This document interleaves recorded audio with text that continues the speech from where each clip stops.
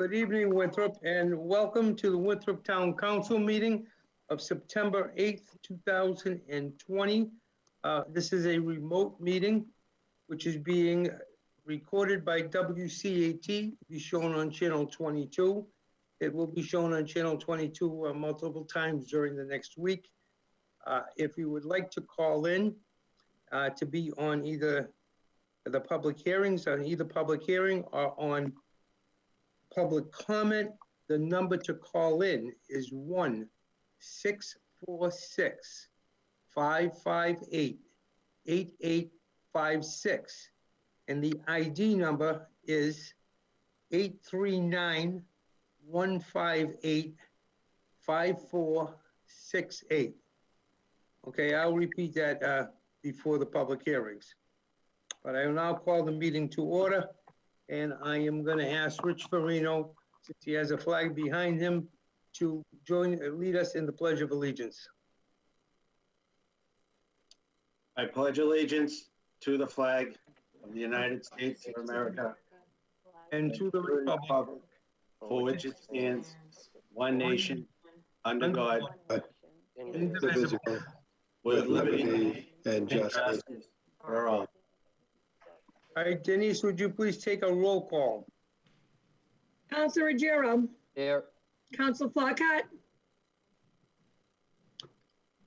He's on the phone, I know. Yep. Council DeMarco. Councilor Christopher. Yeah. Council Honan. Here. Council Farino. Yeah. Councilor Conti. Present. Vice President Lettieri. Yeah. President Boncory. Here. Thank you. Thank you, Denise. Would we please have a motion to accept the minutes of our August 18th, 2020 meeting? Motion to accept the minutes. Motion's been made by Council Farino. Is there a second? Second. Okay, and seconded, was that Councilor Terry that made the motion? Council Farino seconded. Okay, any discussion on the minutes? Are there any amendments? No one wants to be heard? Okay. All those in favor, please signify by saying yes when your name is read on the roll call. Council Ruggiero. Yes. Council Flockhart. Yes. Council DeMarco. Yes. Council Christopher. Yes. Council Honan. Here. Council Farino. Yes. Councilor Conti. Yes. Vice President Lettieri. Yes. President Boncory.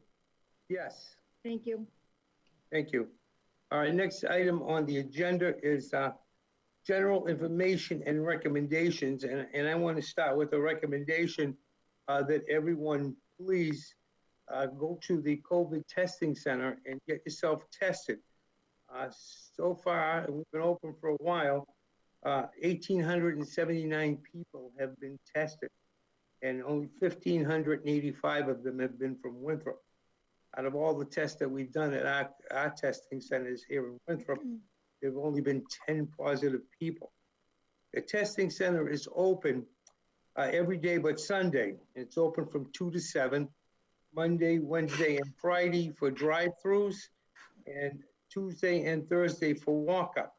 It's a very simple procedure. It takes a few minutes once you get up in line, if there is a line, but lately there have not been large lines to be tested.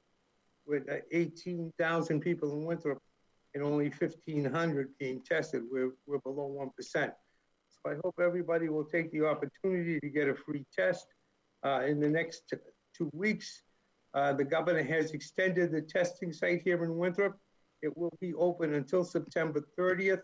So please, if you have an opportunity, stop by and get yourself tested. We are still in the red, and I'm anticipating that tomorrow when the weekly report, we're going to still be in the red, which is not a good thing. We were doing pretty well, but since Friday, we've had 9 new cases that have been informed as being positive. I think there were 5 on Saturday, 1 on Sunday, 1 on Monday, and 2 today. So 3 of those people were tested here. But We have 9 tests since Friday, so there's no way we're getting out of the red this week. I'd also like to announce that we've got our supply of flu vaccine is coming in, and I had a talk with Meredith early today, and she's been doing a fantastic job running all of these different things and checking the places along with Al Legee to make sure all our restaurants are safe. And I gotta say that the restaurants in Winthrop are all in compliance. They've been spot checked here and there by Al and Meredith, and they're all coming up as being in compliance with all the procedures that are supposed to be put in place by the governor. Once that flu vaccine comes in, I believe it's coming in this week, there will be multiple flu vaccine clinics being set up throughout the town. There will be some for senior citizens, some for employees, and there will be one run by the Medical Reserve Corps. So there will be quite a bit of opportunity to get your flu shot. So I hope everybody takes advantage of Winthrop's flu vaccine clinics and take advantage of the COVID testing center that is down behind the E.B. Newton School. Okay, that's what I have for right now.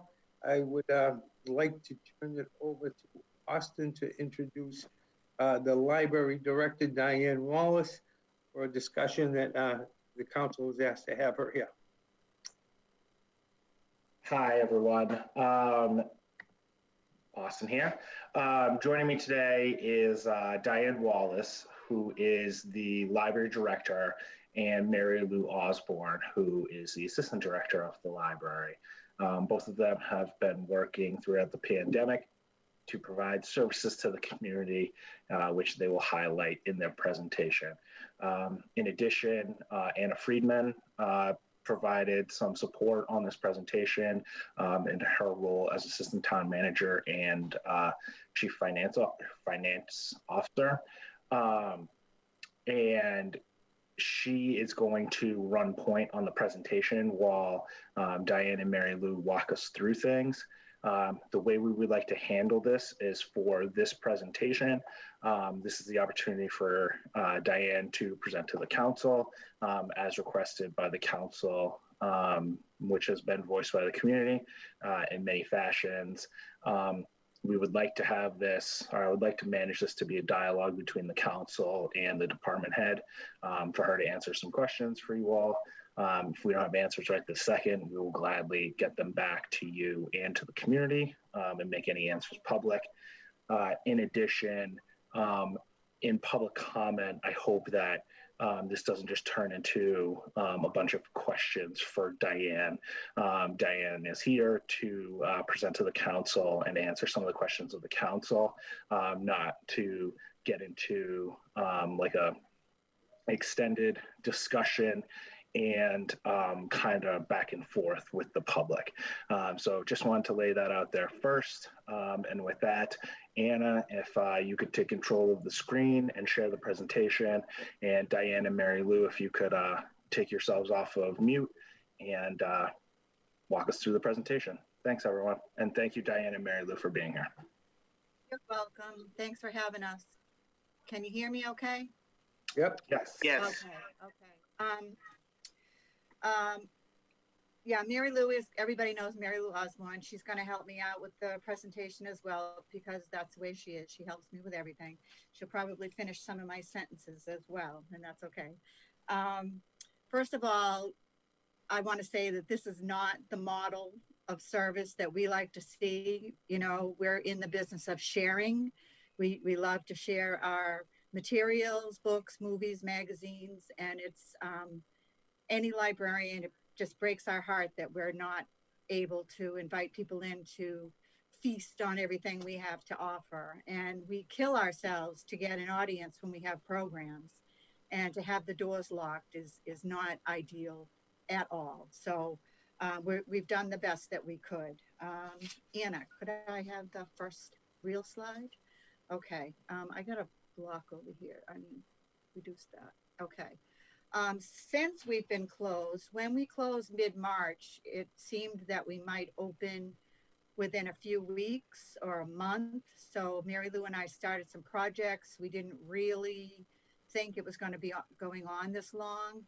And the building department wanted to, at that time, and I think everybody's rethought a lot of things, including us. They wanted to deep clean all the buildings and close them until we were open again. But we kept coming in. We asked if we could keep coming in. You know, we were being paid. We knew we could get some projects done. I mean, it was ideal to do a lot of work that's difficult to do when you're open and servicing so many people. So we kept at it. And then come May, when we're still closed, we decided that we better start processing the new books that were coming in. We were organizing them, but not really dealing with them. So we started to process, which means, you know, we have to cover them and put barcodes and stamp them and input them into the catalog. And we've been doing that all along. We've got over 1,400 new items fully cataloged. I've got a whole cart full right next to me here that I'm working on this evening. Front door pickup, we started right away. Anybody that contacted me, I was happy to provide them with whatever at the front door in a safe way. I didn't want to advertise it because I didn't know. Meredith approved it. She knew what I was doing, so that was okay. But I didn't know what we could handle. So I did not advertise it until July. And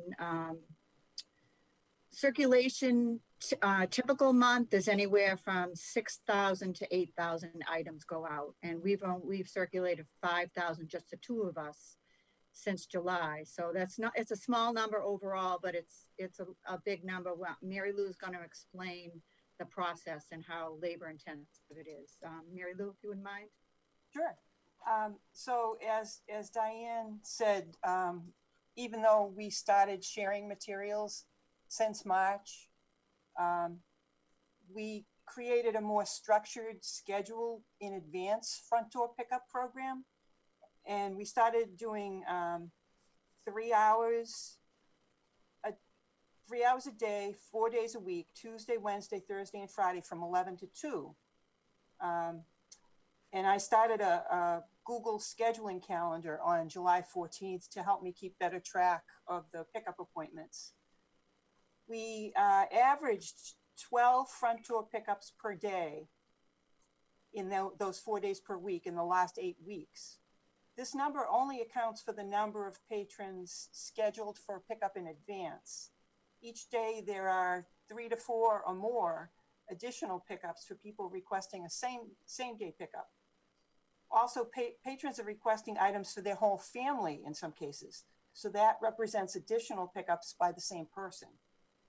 People are very appreciative of the chance to pick up items at the door.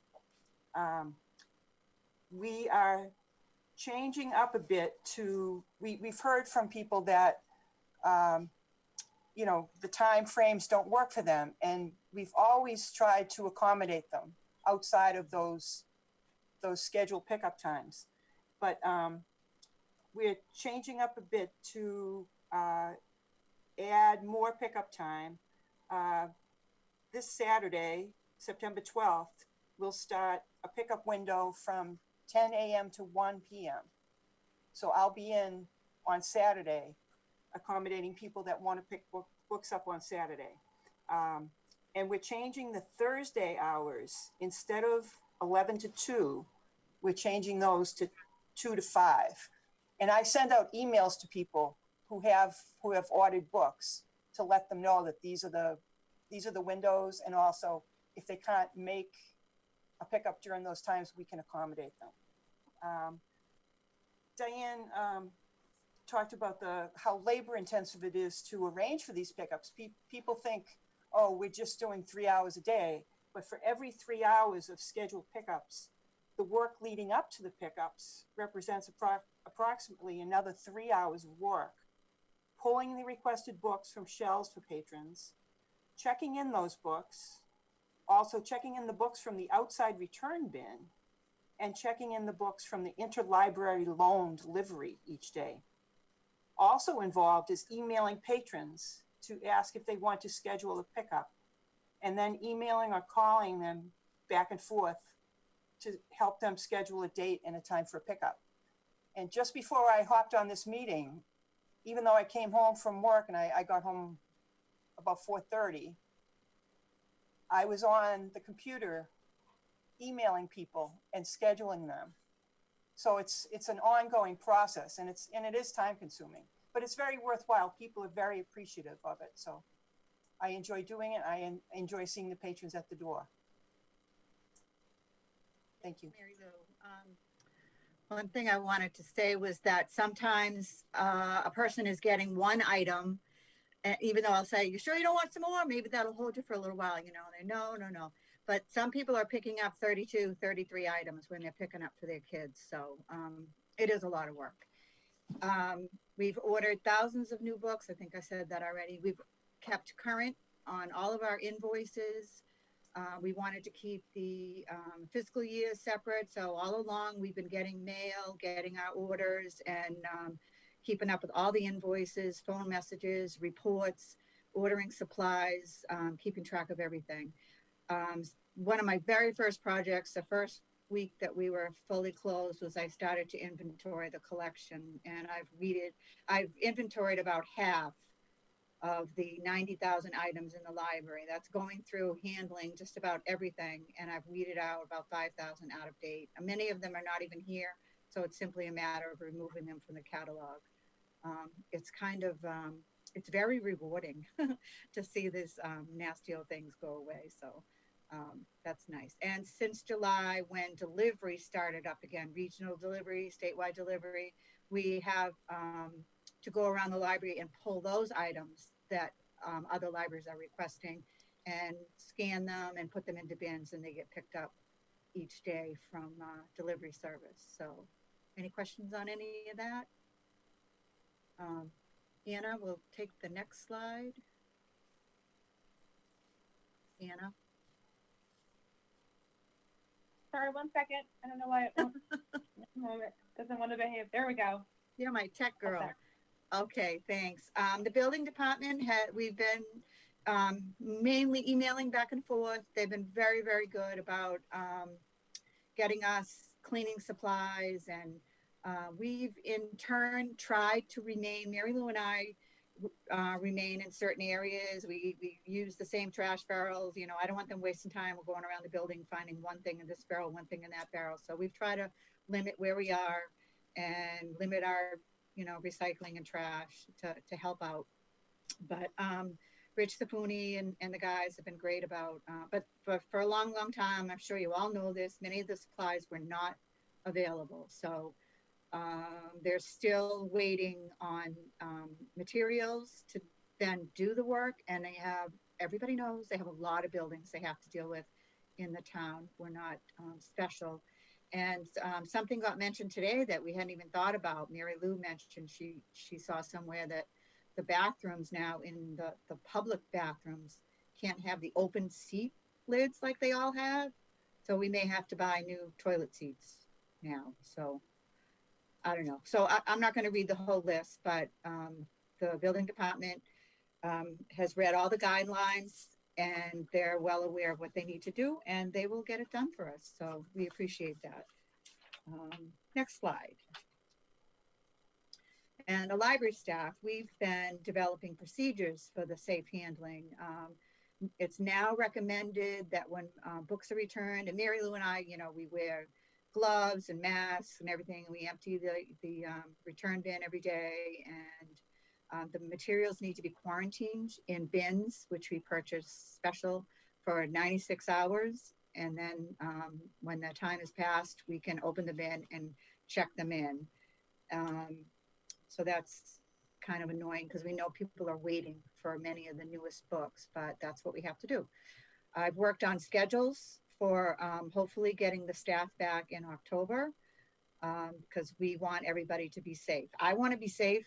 You know, I'm in the age category with that. I need to be concerned about being around a lot of people, and several of them are as well. So as Mary Lou and I have been staggering our hours, we're going to stagger the staff, have them remain in their own sections of the building, you know, make sure they, certain people need we have 3 bathrooms, we're lucky, so we can split that up.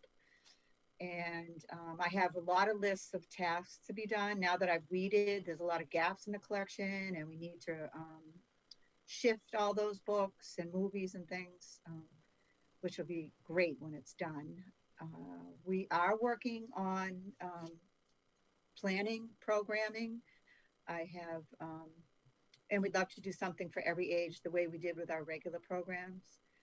And when the staff comes back, hopefully we can set up a self-service checkout so that when we eventually reopen to the public, no idea when that will be. I think that a lot of people will be wanting to use self-service. You know, people who go to the grocery store and they like to use the self-service, they don't want to deal with any extra people. So that's something we can do without, with barely any extra costs. I think we purchased a new scanner, and we can get that set up pretty easily with help from the Noble Network.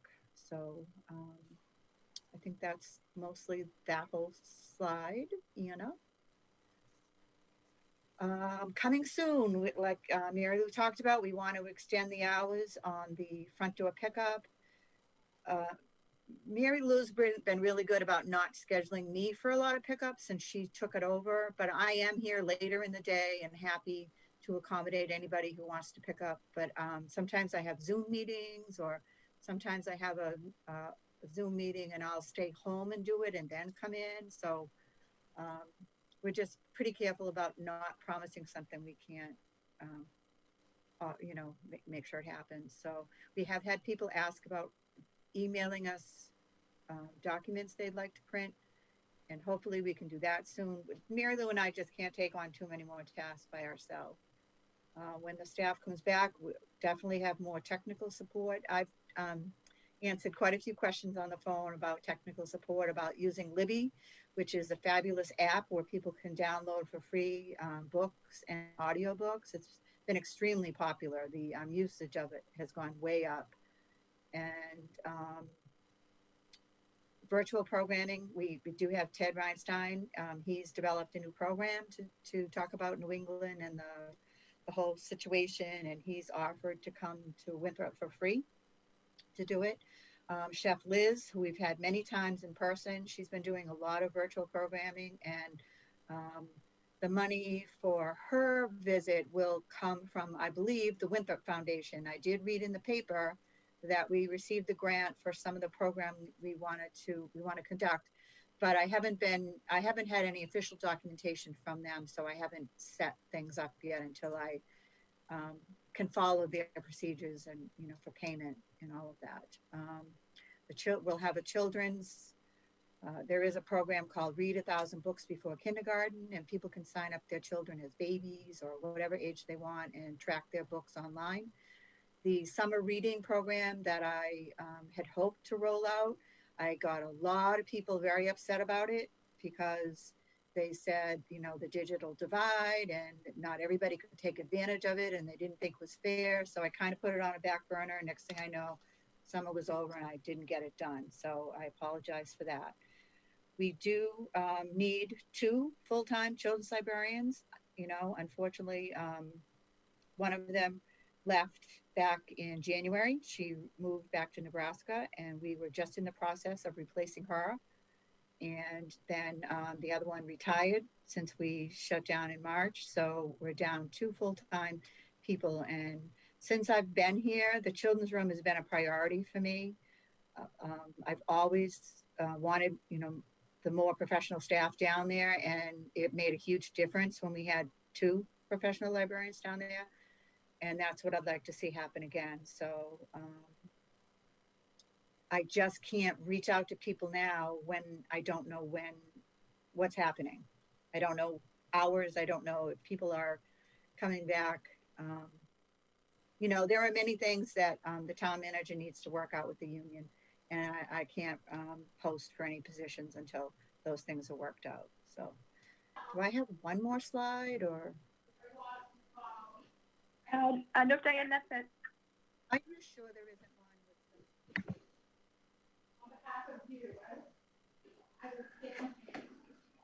some lovely children on it? There it is. Yeah, sorry about that. For some reason, it didn't pop up.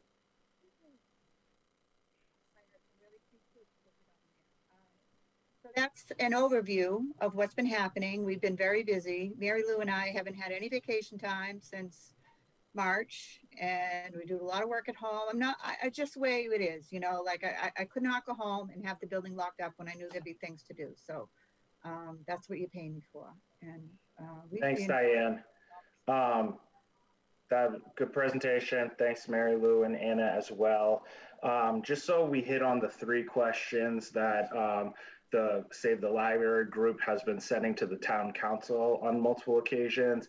The first one, what plans are being made to hire a new children's librarian, given that these services are more essential than ever in the wake of the announcement that Winthrop Public Schools will start fully remotely this fall. As Diane just said, we lost one earlier this year. We lost another one to retirement during the time that our library has been shut down. When we are in the reopening process, we'll put that position out to be hired. We want to try to time it correctly. We don't want to hire someone and then not have the library open. So that's the priority, is just coming to an agreement with the union so we have a better idea of what time, date everyone's going to be coming back, and we'll go from there. Benchmark plan for returning the staff to perform essential services. Again, that's something that's going to be negotiated with the union at this point in time. I believe that all of the staff that was previously employed by the library will be recalled on a date. And why has the town manager continued to refuse to meet with the librarians union despite public promises that he would? I haven't failed to negotiate. We've had multiple discussions during this entire time. And today we actually indicated and scheduled a meeting to sit down and negotiate a week from today on March 15th to start negotiations. So we're going to be at the table with them, try to hash some of these things out and figure out what the plan is for bringing people back, and we'll go from there. Okay. Austin, is there any timeline as to when the building will be prepared with worm shields and that type of information?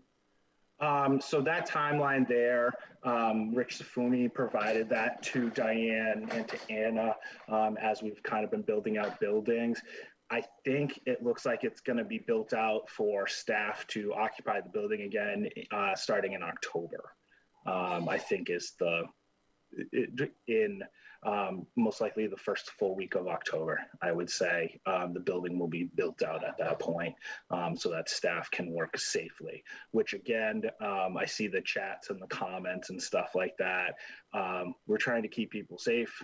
We've kind of said that the whole time.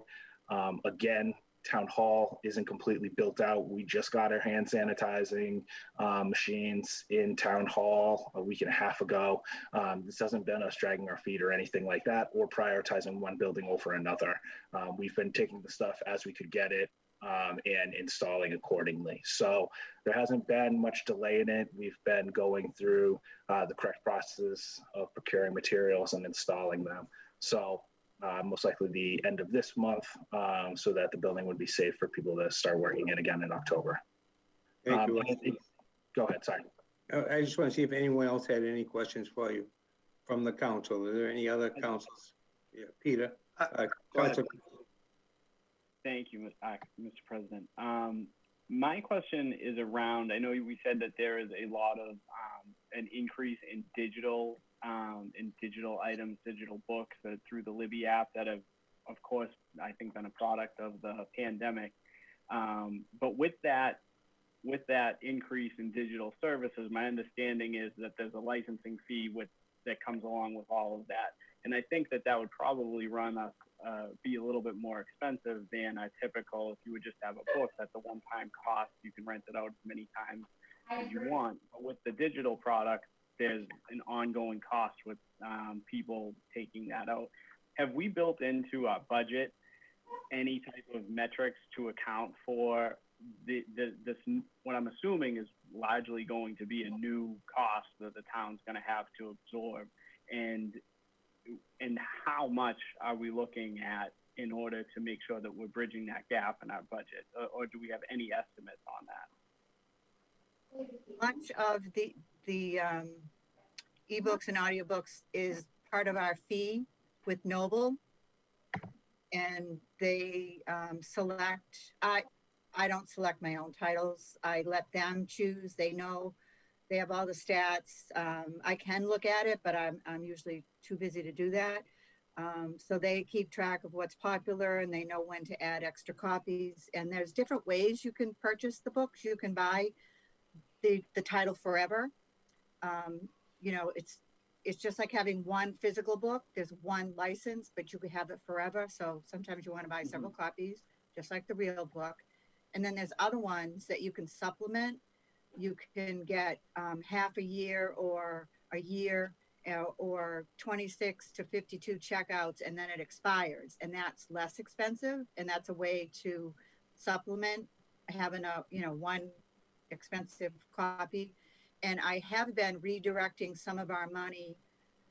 I can't even tell you right this moment how much to buy more than Noble's buying, because I know what our patrons want here, and I will add extra titles. And like, I haven't renewed a lot of magazines because I don't know when we're going to open. I'll be happy to renew them when we open, but they've been coming in and sitting here, you know, so I'm not going to extend them until we're actually open. So, and that all counts towards accreditation, you know, using the money for patron material. So all the libraries immediately, one of the first things we did was start ordering more ebooks and audiobooks, and it seems to be working out. Is that good, Peter? Yeah, so is our agreement with Noble right now? So I assume if you said you bought a couple of books, I guess that can be used similar to a paper copy. But would our agreement with Noble, as it stands, be one where the town, I guess, would it be like almost like an unlimited service, or is it something that with use our cost would go up as far as what the town needs? No, we pay a certain portion. We pay, we've already, you know, we're paying for this fiscal year. No, the money, when I go in and select the titles, I'm using my own book budget. But anything that Noble's doing, we're covered for that. Okay, great, thank you. Yeah, and if, you know, I know Wakefield right away, I think she said she threw another $10,000 towards the audio. Our patrons can take advantage of those books as well. All the libraries are contributing more to the ebook collection, so. Thank you. Council President. Yeah, Austin, go ahead. I just wanted to answer one of the questions in the chat from Kristen. I'm negotiating employees coming back. That's what recall means. It's built into the collective bargaining agreement, and we furloughed them and then laid them off. We have a period of time where we can come back and say, hey, we're ready to reopen. We're recalling you for this date. And that's what we'd be negotiating, and kind of the terms of what they'd be coming back under type of thing.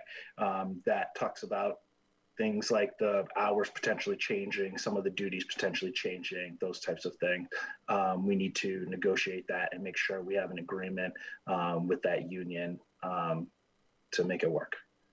And when you said when, a week from today at 9 a.m. So Tuesday, September 15th at 9 a.m. we'll be sitting down with the union.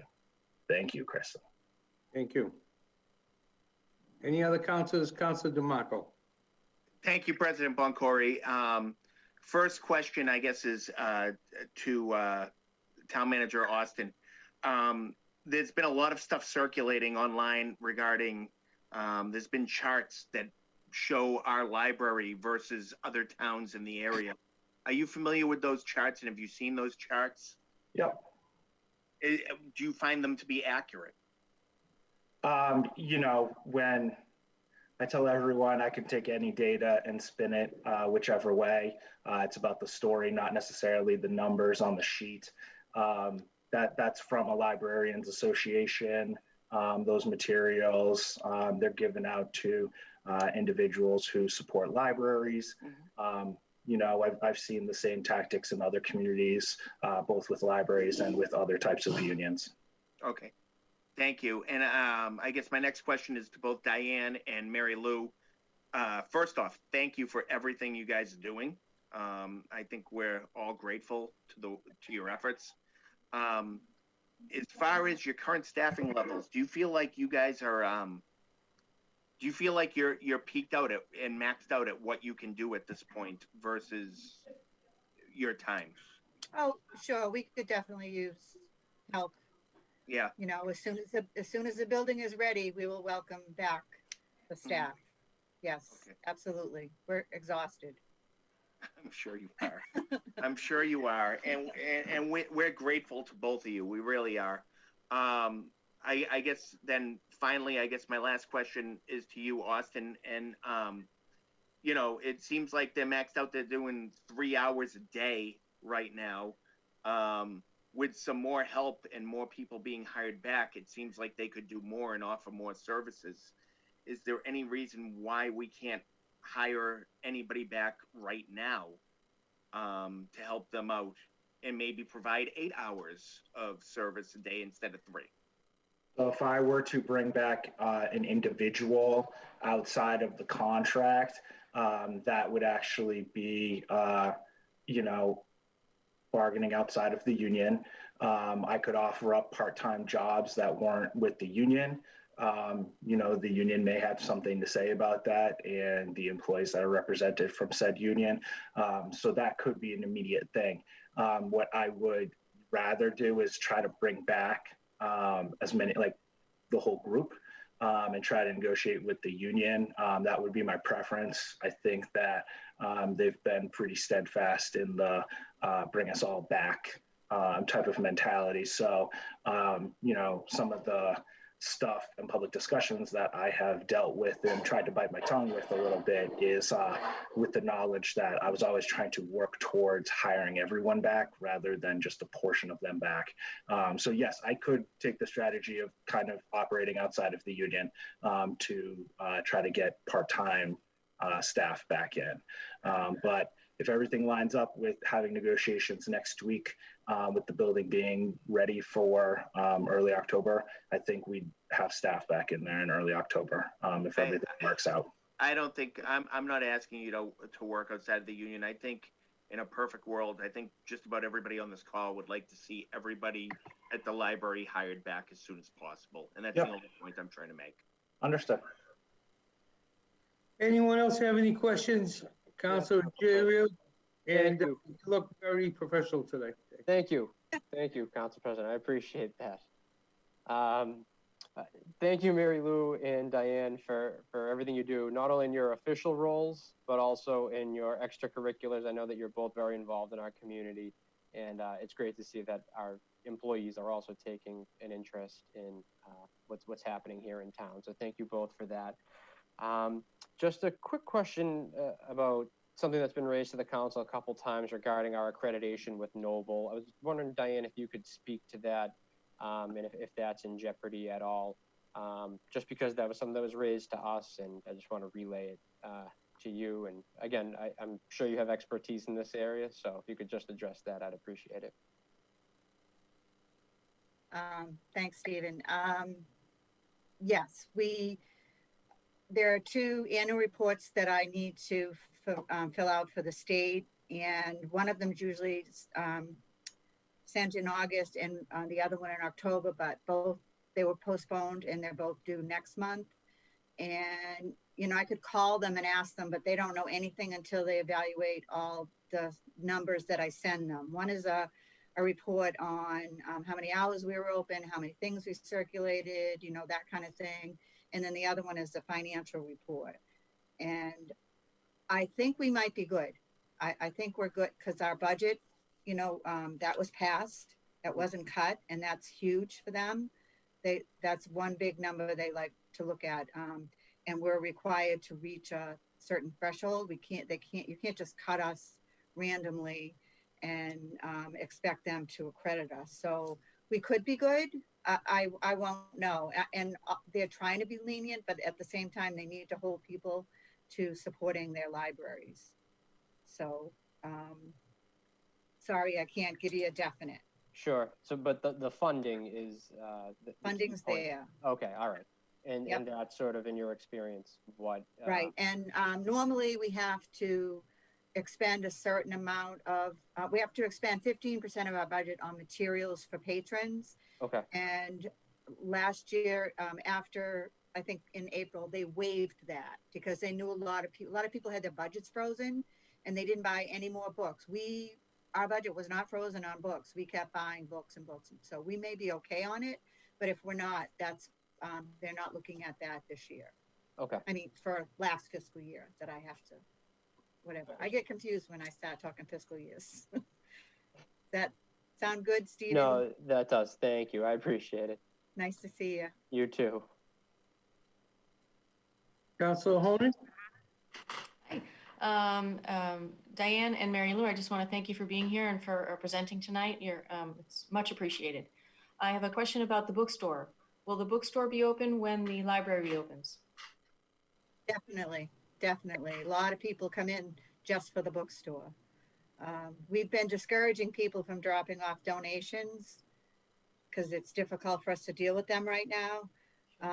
Unfortunately, about 2 weeks ago, somebody on the weekends absolutely stuffed the box with over 100 donated books and took me like 2 hours to deal with that mess. But people mean well, but we don't have anybody, can't have volunteers come in. That's usually volunteers come in to straighten everything up. So it will be back and running. I already have people that are interested in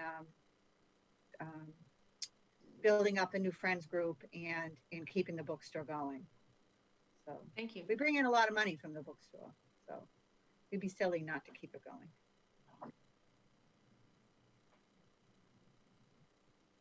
One quick one.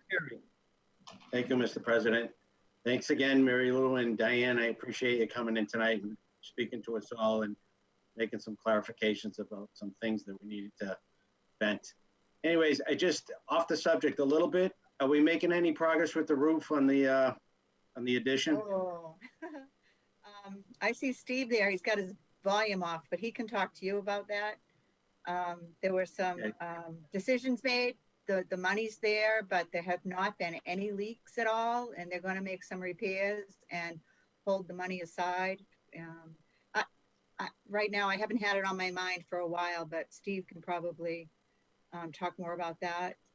Sorry, Steve, I didn't mean to put you on the spot. But... That's fine. I mean, truthfully, Diane, there really hasn't been any decisions made. What we're doing right now is we're getting an estimate. We've determined that the leak is associated with the flashing situation. And you're right, it hasn't leaked in over 2 years now. And the last time it leaked, it was due to ice dams, buildup of ice and water working its way back up under a poor flashing situation. So we know we can resolve the problem with this flashing repair.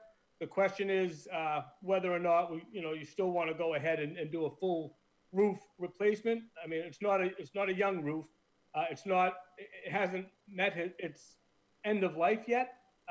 So I guess that's more a decision. What we want to do is give you options, and the option we know we can resolve that leak situation. The question is, the money is there. Is it the time in the capital program to replace the roof anyways? And I guess that's it's more of a financial question. What we want to do is we want to give two options. And again, we know we can eliminate the leak at this point. Will there be another leak in 3 or 4 years? Potentially, but that's with any roof, that's with any structure. So I want to get the options. We want to get the cost for that repair, which will be substantially less than the quote that you got. And that quote, again, is about 5 years old. Is that accurate? Well, I think it was about 2.5, 3 years old. Yes. So, I mean, whether or not that quote is still a realistic quote, is another Right. thing. We want to do a little bit of investigation work. So that's where we are right now. Richie is going to be meeting with a roofing contractor this week to go over the flashing issue, and we'll get a price on that so we can make a more informed decision as to how you want to proceed. Thank you. Thank you. Tracy, did you have a question? Councilor Terry, I know you had your hand up, and then Richard took your spot. Go ahead. I did. Thank you, Council President. Thank you, Diane and Mary Lou, for your time. And thank you, Austin, for stepping up here, hopefully over the next couple of weeks. I think, and I know for the town manager's sake, I know you really can't negotiate in public, and we all respect that. I think it's extremely clear by the 60 plus participants that are on right now, or 60 plus people from the town that are on, that are probably 90 to 95% because of the library issue, and the incredible amount of emails that we received. It's quite obvious what the intentions are of this town is to get this open in some way, shape, or form with more service as quickly as possible. By Mary Lou and Diane's presentation, it's obvious that they need the help. There's no question about that. And, we just really hope, or I really hope, and I can't speak for everybody, but I think I do, that in our first meeting in October, you'll have some good news for us regarding some sort of settlement has been reached with the union, and they will be back to work very soon. But it's, especially in this time that we're in right now, it is such an incredibly important asset for our town, for our young, for our old, for everybody. There's always a need for the library, and I just hope that this can, it's been talked about far too long already, and I just hope it can come to fruition over the next couple of weeks, and you'll have some good news to report at our first meeting in October. I personally would be very upset if the library was closed and nobody cared. So it's nice that people care. Yes. Thank you so much, Diane and Mary Lou, for all the work that you do. Thank you for being with us tonight. Thank you for having us. Okay, our next item on the agenda is under general information and recommendations, 5B, a discussion of the Point Shirley pilot program. Since that program only had been voted on until September 7th, which was yesterday, that program is over unless under old business, someone wants to make a motion to expand it or continue it, but it's up for discussion right now. Councilor Conti, your precinct? Yes, I think it's fair to say overall the program has been a success down here by the Point. I hear from a lot of people that I talk to that they are very, very enthusiastic for it. And I think that it would be a really good idea to continue the program at least during the summer times, perhaps Memorial Day to Labor Day moving forward. I would really like to see maybe the TSAC committee take a look at this, maybe bring some language before the council to implement this as more of a permanent and predictable policy. And another thing that I've also heard from a lot of people down the Point is that if this is continued, as many do want, we're hoping for additional visitor parking passes. I was actually a bit surprised to learn recently that the limit is 1 per household. I thought the limit was 2 per registered car. And I think if we are going to continue this program, which I very much hope we do, we certainly need more visitor passes for people to be able to have guests from out of town come to their house during the day. Okay. President Boncory? Yes. Yeah, so I actually have been in communication with Mike Delwiso while we've been doing this, and Mike actually might be on the line, but up until I think it was August 30th, in terms of violations for people parking without a resident sticker, other violations were not accounted for in this count because they're not, it has nothing to do with the reason the program was enacted. But I think we had, up until the end of August, I think we had 186 tickets issued. And Mike, I don't know if you're on the phone or not. If you are, is there anything that you can share with us? I don't think Mike is here. Yeah, he might not be, but that's okay. But the bottom line is, I definitely think we need to go through the numbers and look at it and see what worked and what didn't. And I also think there's other stuff we can do in front of the beach wall, whether that be, lining the street and putting parking meters in or whatnot. I think there's a lot of stuff that TSAC can look at But I definitely think this program can move forward, and we can look at some things. I think the one negative thing that I got out of it was most of the complaints were about lack of enforcement, that there could have been more tickets. But I mean, obviously we're stretched thin with the department as it is. So just wanted to share that. Okay, thank you, Rob. Anyone else want to discuss this? Do we want, I think Mike DeLuisa is on the line. I am. I was waiting to be unmuted, sir. I apologize. Okay, Michael, do you want to give an answer to it? Michael is, of course, our hearings officer for the town of Winthrop. As I told Councilor DeMarco, it's going to take an extra couple of weeks to get the remaining data, just with the extra procedures we have now due to the ongoing health situation. It takes a little bit longer for the processing. Once we get all that data, we can look at it, and if the council or the manager wants to put it on TSAC's agenda to look at making it permanent or maybe do another review of that data, we'd be more than welcome to do so. Okay. My question to everybody is, there were people on the beach today, and the program is over, and we look like we're going to have good weather through September and maybe even into October. Do we want to continue this program, which expired yesterday, by extending it till like October 1st or November 1st? And that's the question I have for my fellow councilors. Is anybody's thoughts? Council President, I don't have an answer directly to that question, but just a comment to make on some feedback I received. So Precinct 6 is the top half of Winthrop Beach, as many of us or all of us know. Just one sort of piece of feedback that was given to me was that there had been more visitors, so to speak, on the Winthrop Shore Drive side of town this summer than in summers past. And one reason for that could be because of the big sign down Point Shirley that says you can't park from this point on. So the logic there is that visitors are coming to Point Shirley, realizing there's no parking. They can't park on Point Shirley. They're turning around. They're going to the next available beach, which is on Shore Drive, and all of the streets parking on the streets perpendicular to Shore Drive. So I guess I would just caution, if something is sent to TSAC, I would encourage TSAC to take a holistic view of this and keep the negative repercussions in other parts of town in mind when coming up with a recommendation to the council. I think that we don't want to create another problem by solving one problem. So just, like I said, one piece of feedback on the pilot program up to this point. Councilor Christopher. Yeah, and I'll say I agree with Steve. I think that is something that's important. I know that this is something that TSAC will handle a lot of times if there is a residential neighborhood that is being overburdened for whatever reason by parking or by visitors who are coming into the community. And I'm not in any way saying that the center has it. In some ways, they don't have it as bad as Point Shirley does.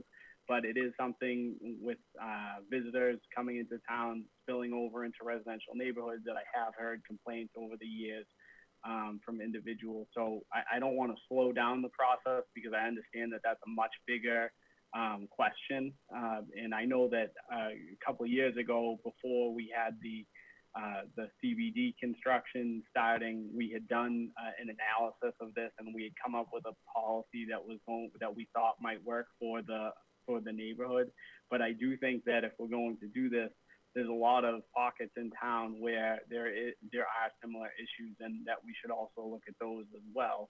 And I encourage people who have come to me with these complaints and who have gone to TSAC with these complaints to come forward, so that at this time, while we're addressing this, that we can also address those problems as well.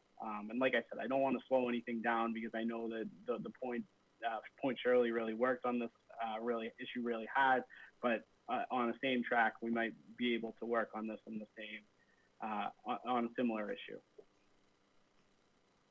Thank you. Corey? Councilor DeMarco. One thing that this parking pilot did focus on, or was supposed to look at, was, and this was a big thing before we started, was would there be any residual effects on Cottage Hill? Would people be parking up on Cottage Hill because they couldn't park down the point? And I'm not 100% here, but I have not heard one complaint about parking on Cottage Hill since this pilot program started. I don't know if anybody else has, but I would think the residual parking would go to Cottage Hill before it went to the beach. So that's something to keep in mind. But that being said, President Boncori, in terms of continuing the program through the month, I'd be open to that. I originally proposed through Labor Day weekend because I thought Memorial Day to Labor Day is the right time to do it. But I'm open to whatever anybody says. But I don't think residual parking down a beach that is pretty much run by the state of Massachusetts, not Winthrop, when we didn't have residual parking on Cottage Hill is an issue. That's my opinion. I'll move the discussion over to old business in case someone wants to make a motion to continue it for the month at that time. Now we'll move into public hearings. We have two public hearings. The first public hearing is to authorize National Grid's installation. The second public hearing is to vote to amend the approved town manager's fiscal year 21 budget. Once again, the number for the public to call into the public hearings is 1-646-558-8656 with an ID number of 8397158548. Okay, I am now going to open the public hearing on whether or not the town council shall authorize National Grid's installation of a pole on Pleasant Street. Stephen, is someone here from National Grid? Excuse me, yes, there is. Moses Okakuro is here and available to speak. All right, Moses, are you on audio? Yes, I'm on Zoom. Yeah, I don't see you. But go ahead. He's on. Good evening, councillors. My name is Moses Okokuro. I'm here on behalf of National Grid. My address is 170 Medford Street in Malden. So National Grid is petitioning to install a jointly owned pole on Pleasant Streets, right beside 83 Waldemar Ave in Winthrop. So this is basically for installation of one of our protection equipments. Thank you. Okay, does you have a way to share your diagrams that you sent to the council? If you give me a few minutes, I'll do that now. Thank you.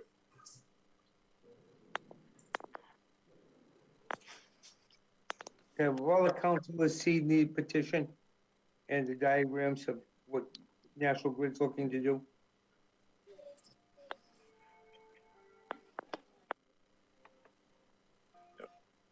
Share it in 1 minute now.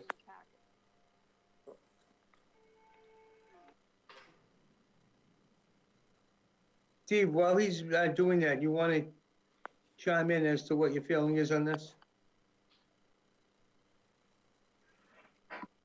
How you doing, everybody? I mean, my concerns with this, I mean, it's nothing out of the ordinary. The request, I don't believe is really anything out of the ordinary.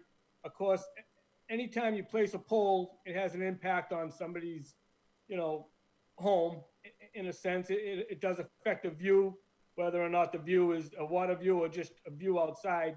But I don't know that we can really stop them from that. My biggest concerns, as always, is the maintenance of these structures. I mean, more and more we have the double poles all over town. I would like to see more of an initiative to be removing double poles instead of installing new poles.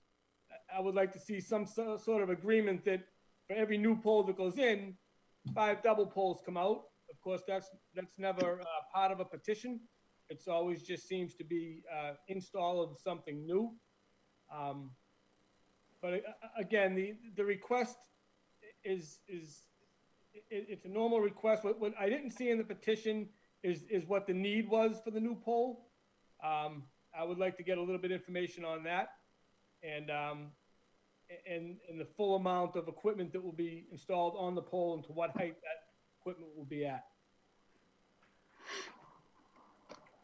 Thank you. So let me first address maybe the first concern, regarding double poles. So currently, National Grid and Verizon, we own the poles, jointly, 50-50%. National Grid installs, Verizon takes out the poles. So if there's any pole, if you see any double pole situation, I think that question, that concern, maybe better to address it directly to Verizon. If you look up the pole, National Grid will most likely have taken up their wires, all the equipment, transformers, and the equipment there. So the onus will fall on Verizon to go out and take out the equipment. Thank you. Now to the second question. Usually after a distribution feeder has been installed, over time the capacity, builds up. You see new customers being added to the grid, commercial customers, even residential homes. Now, what National Grid does is we do like some kind of periodic evaluation. We'll do some power system analysis to see what improvements have been made over the years and what protection equipment needs to be installed. So this is one of that kind of scenario where we need to install what we call a recloser. So basically that recloser is for the integrity of all the customers down that line. If something happens, that equipment should lock out and probably try to re-engage the customers after several attempts. So this is mainly for protection, not for anything else. Thank you. Anybody have any questions for the National Grid or for Steve? Could I just say one thing, Council President? Yes. Just a question for Moses. Is there any, so it's a new poll petition, was there any study as to whether existing polls could have housed whatever equipment needs to be added for the integrity, or is it just the capacity is completely maxed out? Well, in all honesty, I've not discussed with the engineers, but I believe they would have done their due diligence around the area.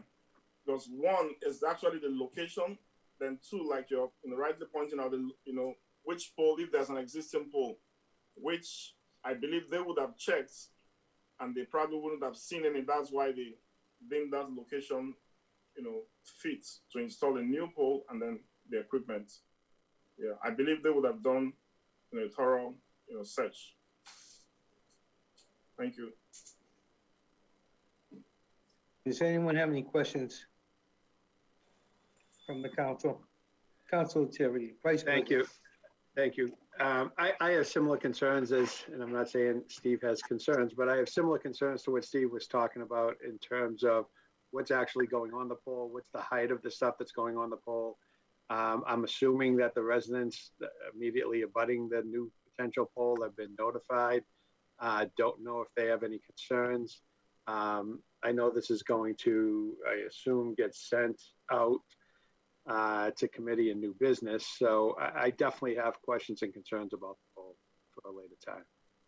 But if Moses can tell us, and I'm not sure if he actually answered Steve's question about what exactly is going on the pole, what's the size of the equipment? Is it just wires? Are there any transformers or anything else going on the pole?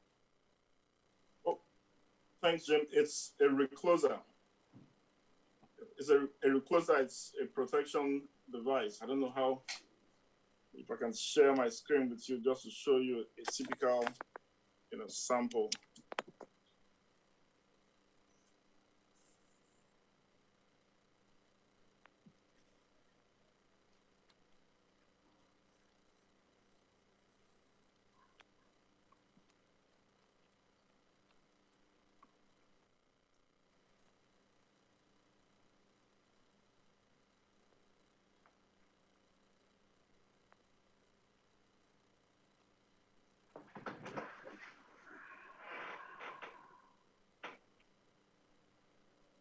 Yeah, I may have a little bit of challenge sharing my screen right now. I mean, it's just, it shouldn't be more than, let's say, it's just like a box. think about, let's say, 3 feet box, 3 feet by 2 feet by another 1.5 feet wide, up on the pole. It's, really not something that'll be close to, the ground to grade. Moses, does it connect to any other, does it connect to the rest of the system, or is it a standalone device? Yeah, it connects to the existing primary distribution feeders on that street. Can and I don't want to speak for the council, but I really think a report as to whether or not an adjacent pole doesn't sound like a very big piece of equipment. If an adjacent pole has the room to house this piece of equipment, I think everybody in the community would rather see the infrastructure remaining or reducing instead of increasing just for the ease of an extra spot to put something. So if we can at least see their report that they did do their due diligence and that there is no other options as to a new pole, I think that would go a long way here. Okay. Does anyone else want to be heard about this poll on the council? If not, it's open to the public. Is there any public that has questions about this? I believe this poll is in front of the house at 83 Waldemar Street, owned by Anna's staff. Her or any of the other abutters have any questions for National Grid? Any of the public have questions? Anybody got their hand up, Larissa or Denise? I don't see any No. hands up. If there's anybody on the phone who wishes to provide a comment, you can hit *6, and that indicates to us that you have comment. Just about the poll at this time. Right.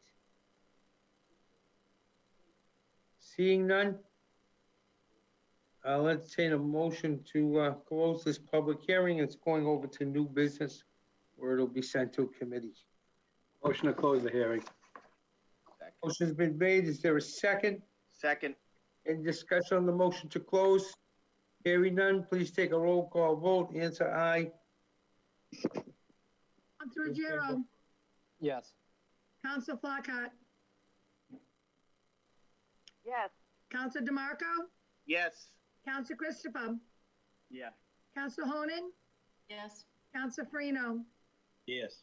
Councilor Conti, Yes. Vice President Lettieri, Yes. President Boncory. Yes. Thank you. Okay, the hearing is closed on National Grid's bid to put a pole on Pleasant Street. I'll now open the public hearing on a town council vote to amend the approved town manager's fiscal year 21 budget. Public hearing is now open. Austin, are you taking the lead or Anna? I will let Anna take the lead on that if there are any questions at this point. I believe she prepared a memo for the last meeting. Do you want me just to give a quick summary to remind folks what this motion is about? Please.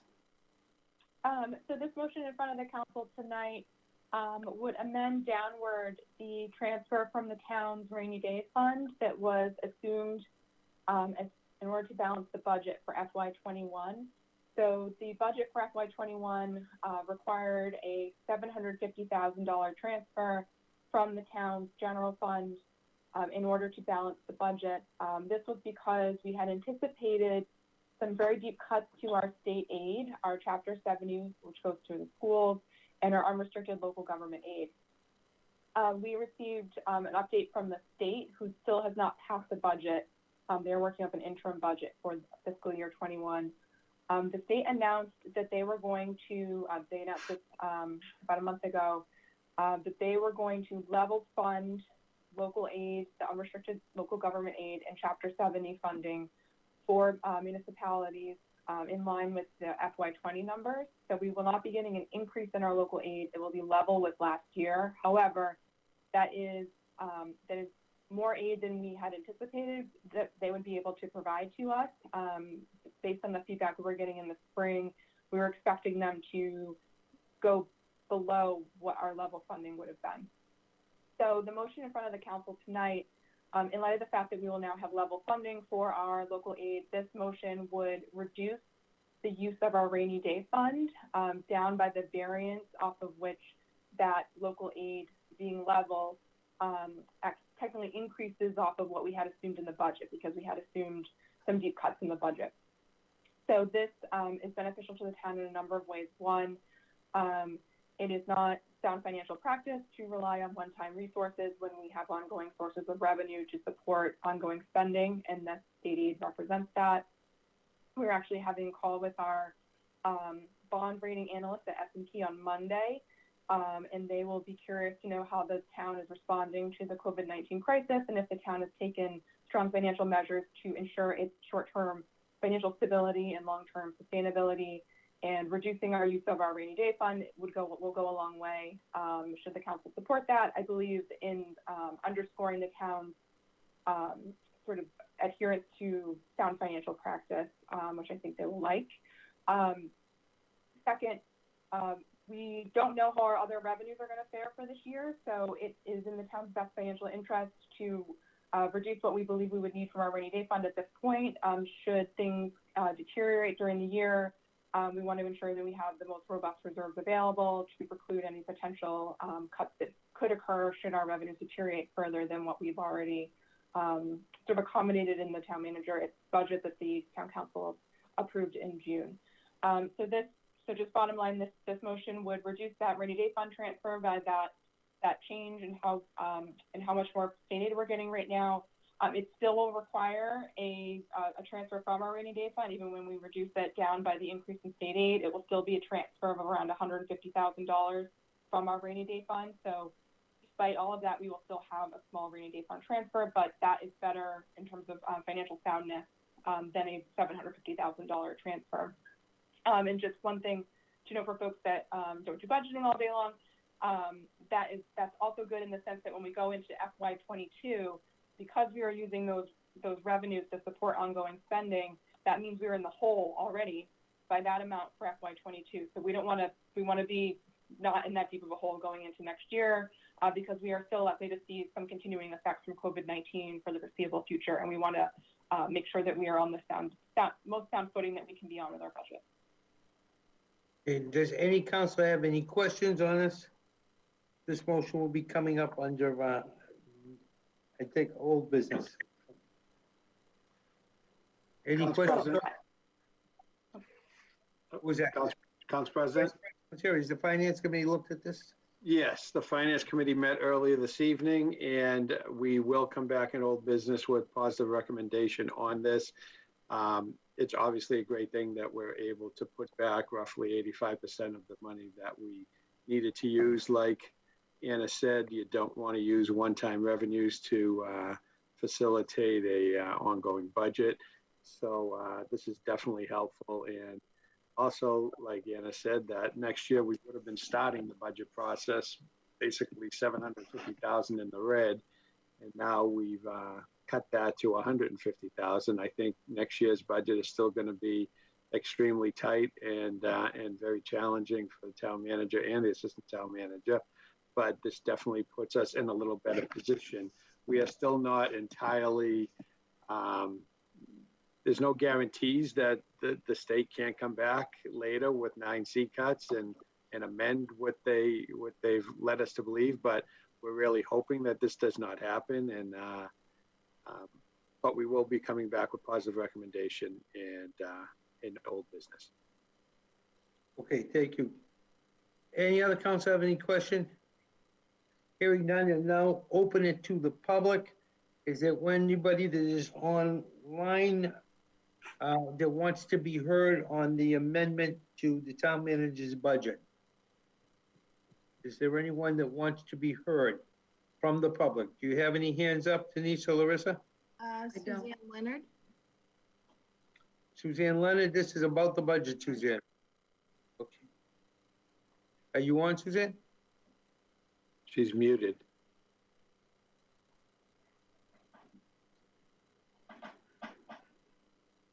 Hello? Suzanne? Suzanne, you're on. Hello?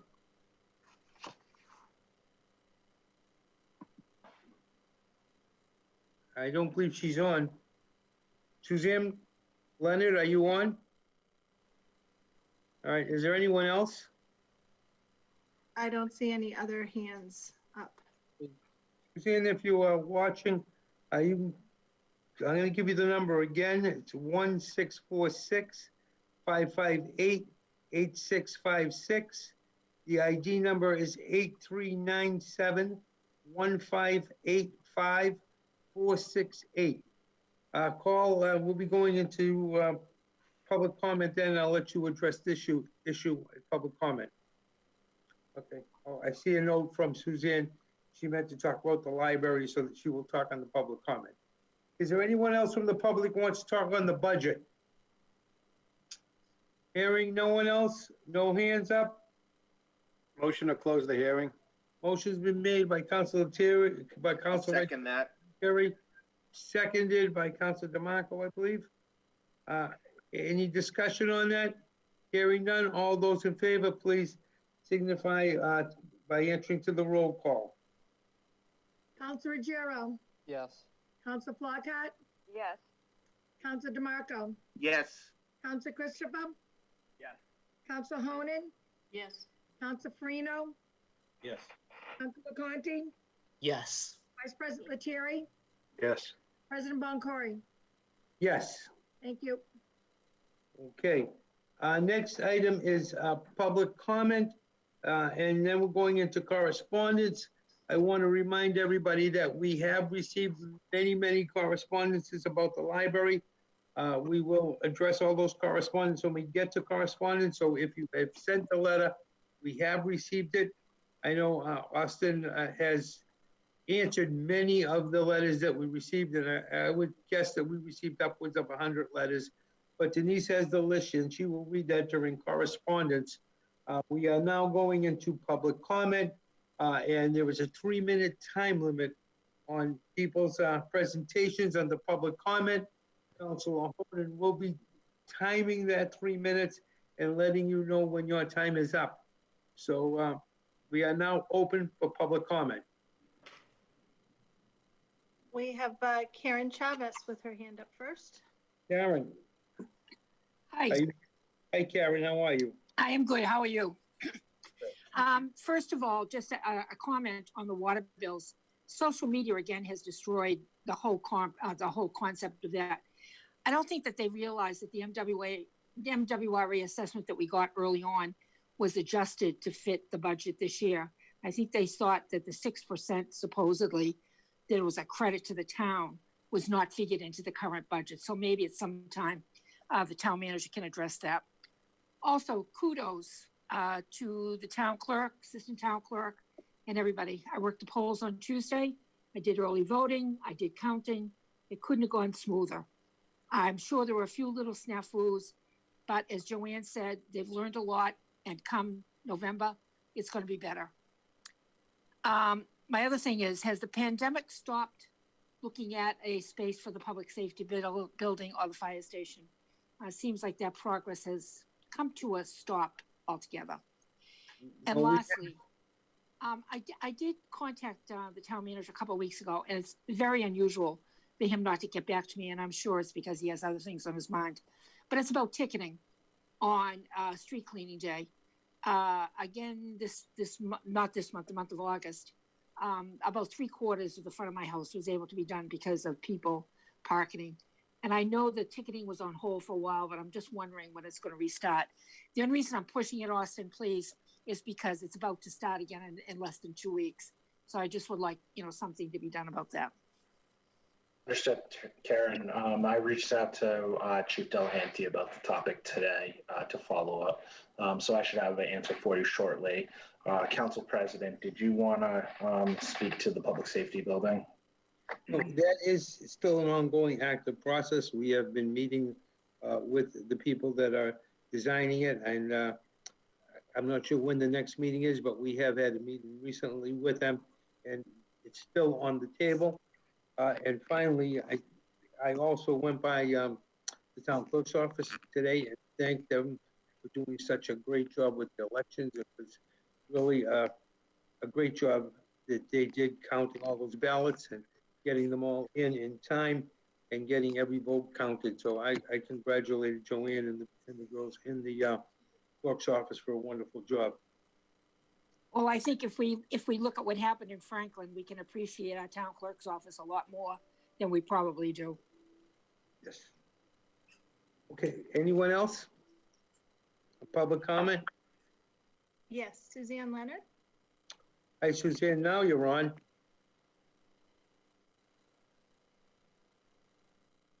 Suzanne, are you there?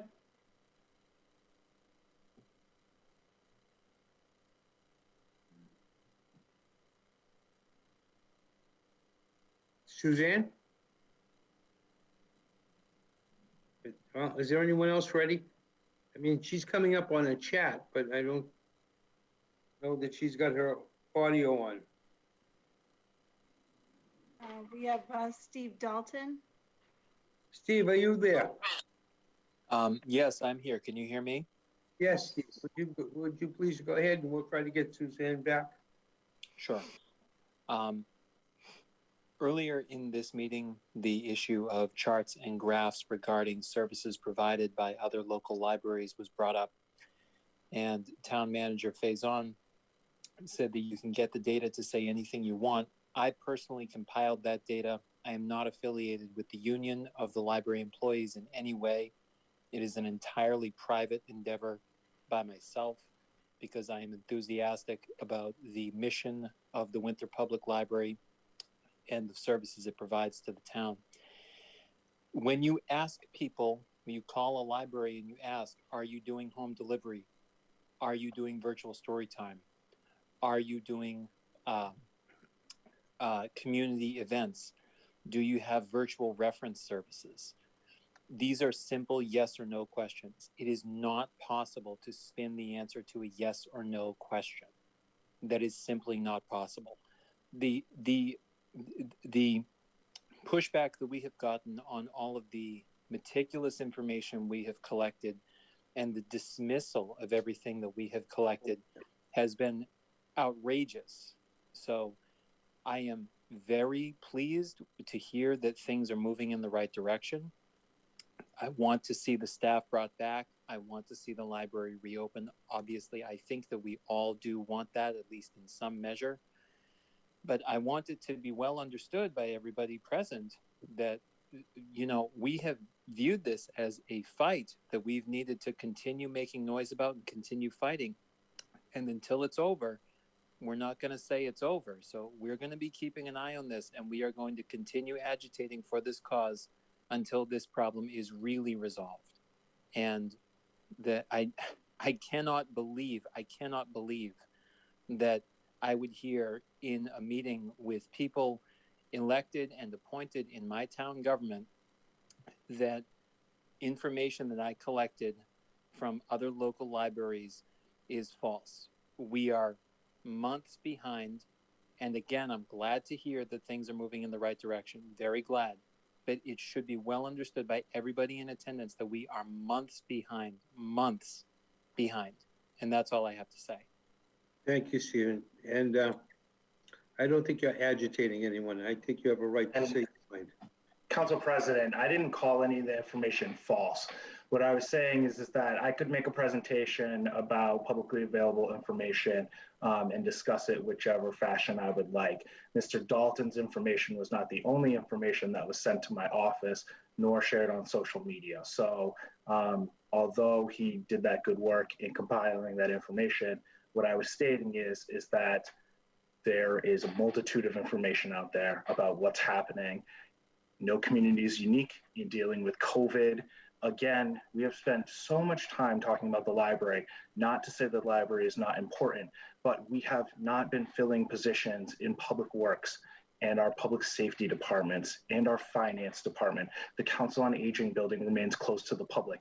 This is not something that the library is solely taking on themselves.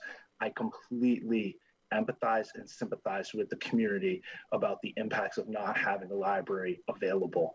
I completely understand. That said, we are not prioritizing one department over another. What we are doing is trying to keep our employees safe while trying to provide at least some level of service to the community. And this idea that this was a fight or an agitation or anything like that, that's not what this is. This is this is my job. This is Diane's job. This is Mary Lou's job. We take these things very seriously. We spend all of our time working on these things, and we have spent a good amount of time both in my office and across my organization trying to best determine how we can utilize and reopen the library safely. So again, this has not been a fight from my position. What I've always been trying to do is keep my employees safe and keep the public safe. I just had to make a PSA 2 weeks ago about the public taking this seriously and getting tested. We had an emergency mask order that happened today with the Board of Health. The idea that this is a fight or an agitation or I'm looking to pick on a department or something like that couldn't be further from the truth. So I just want to make sure that everyone who participates in this conversation understands that this is my job. I'm doing it to the best of my ability. This is a once in a lifetime public health emergency, pandemic, economic situation that's happening. And when I ask for patience, it's not necessarily asking you to wait longer. It's asking for a little bit of graciousness in terms of how we're trying to provide services during one of potentially the worst times of everyone who participates in this process's lifetime. So we've been working hard. We can't wait to get the library back open to people and increasing services. Diane and Mary Lou have done a great job. I think we all appreciate that. And we're just gonna keep moving forward like we have been and like we will continue doing. So thank you. Thank you, Austin. That was quite an answer, and you're limited to 3 minutes too from now on. I appreciate that. Kick me over to my town manager's report next time. I'm fine with that. Oh, it's okay. Public comment. I don't see any other hands up. Just a reminder to the folks who are called in, just to press the *6 button, and that will indicate that you'd like to speak. We did not get Suzanne Leonard back. She has sent a chat, just kind of echoing what Steve Dalton was saying. The whole text is in the chat. Okay. I do have Wendy Page here. Wendy Page, absolutely. Good evening, everybody. Hi, Wendy. Just really quickly on a couple of things. I know that the Winthrop Middle School building's up for discussion later, and I was kind of misquoted in the paper, so I wanted to clarify. I would like to see the old middle school building property, and so parcel 1 and parcel 2 potentially be sold independently of one another, leaving the middle school property as a residential A. And then somehow looking at the central business district, the CBD, for the auditorium and down towards Walden. That's one of the things, and it was just kind of misquoted in the paper, so I didn't want that to be stood out there. The other thing is in a conversation about extending the Point Shirley parking, I do agree to extend it. I would think that it would be really viable to extend it at least until the end of the month or October 1st. However, many a resident, people like to get in touch with me because they know that I'm not shy and I'll share their thoughts. So a lot of the beach residents that live off the beach had said that they had an influx of automobiles that they've not normally seen during the summer. Now, yes, more people were off, but the parking on the side streets has gotten very contentious to the point that, neighbors are writing each other nasty notes and, because there's not enough parking during the day and on the weekends on the side streets because of increased use of the beach. And the same thing goes with the center.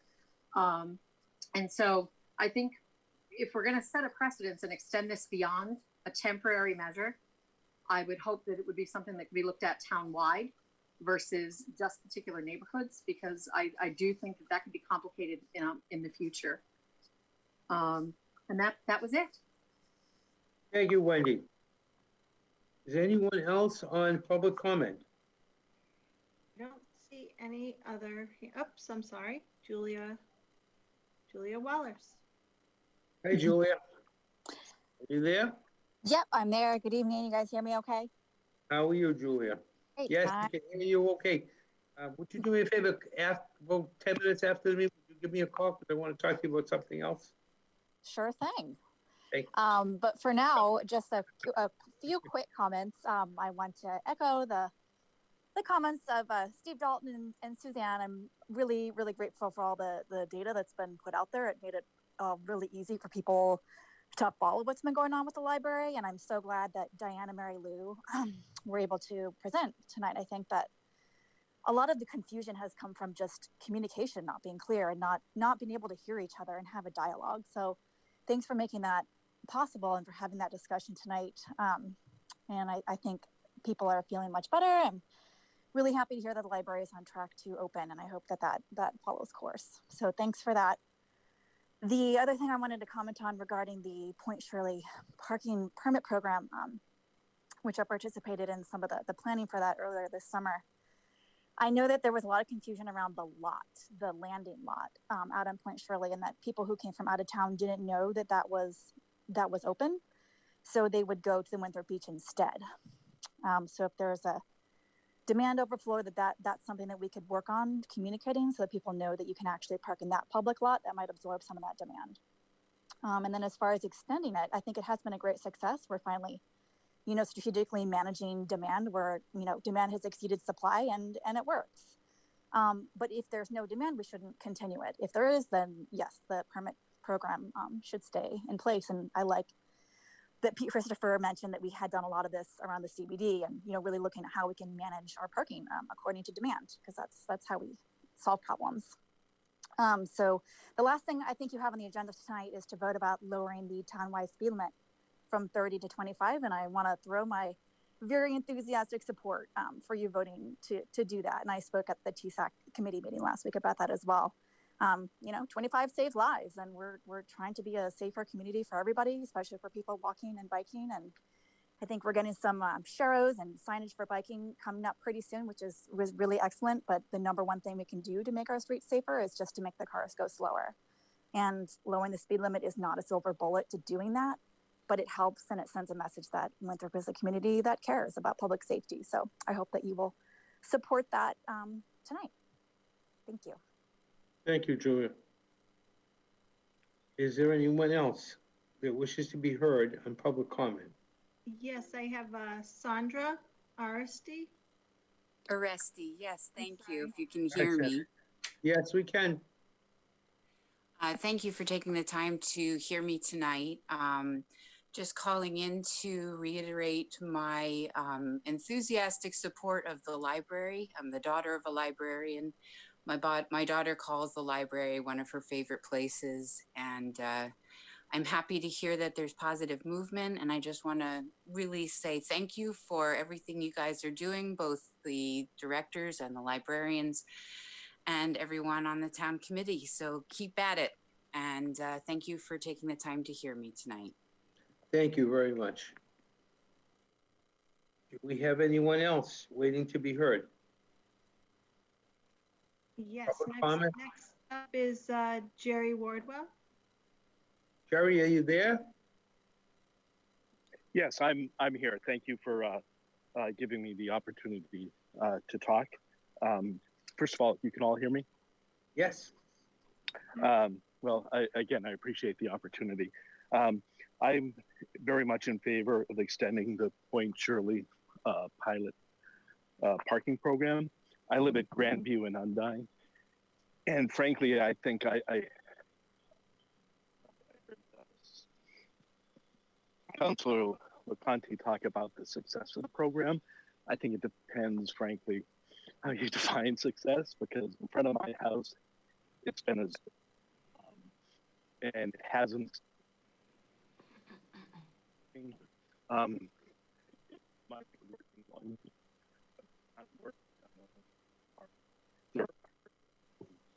Somerville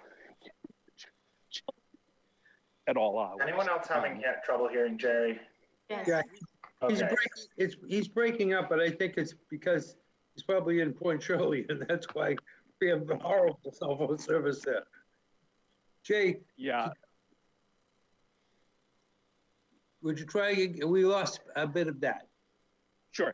I'm basically saying that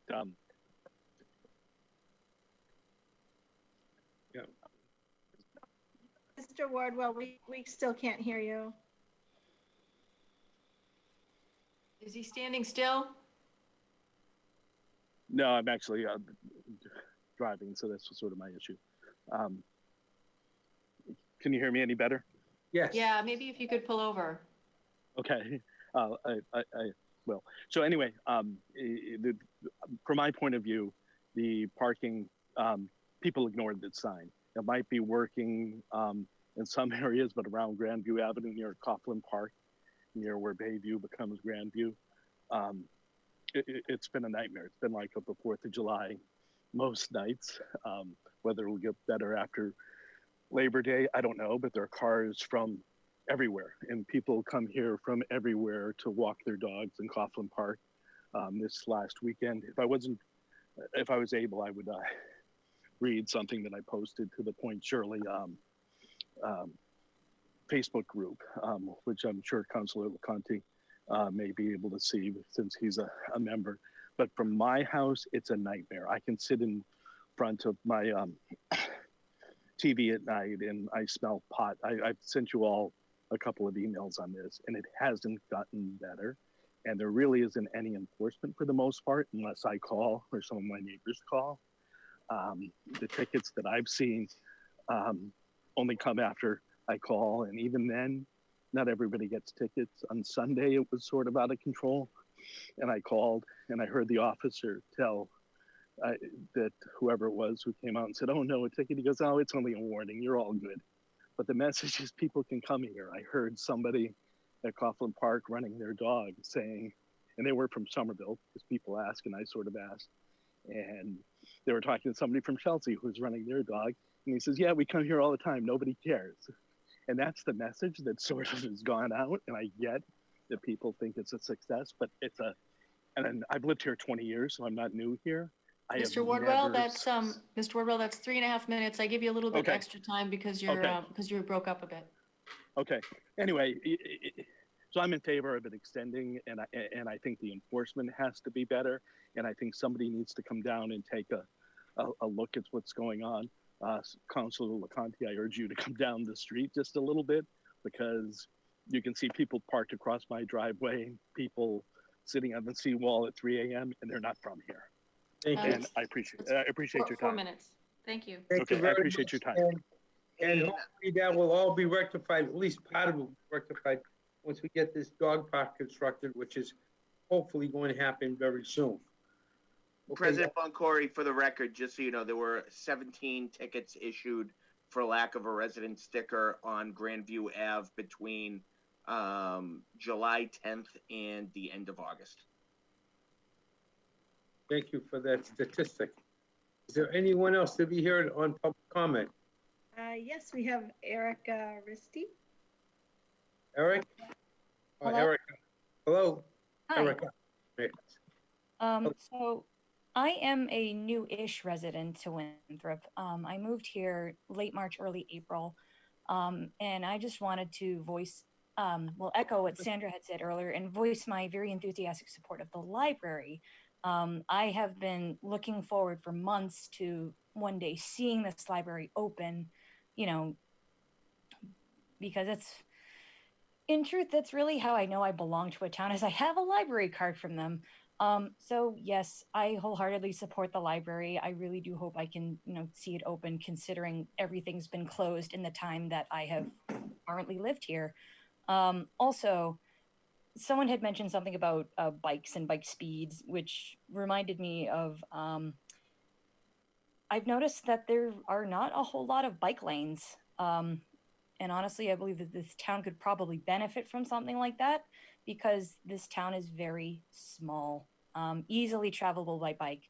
So if it's at all possible to add more bike lanes and perhaps enforce that, 25 miles per hour speed limit, that would be beneficial for, the cyclists in this town and for the well-being, safety and well-being of everyone else who lives here, who gets around town.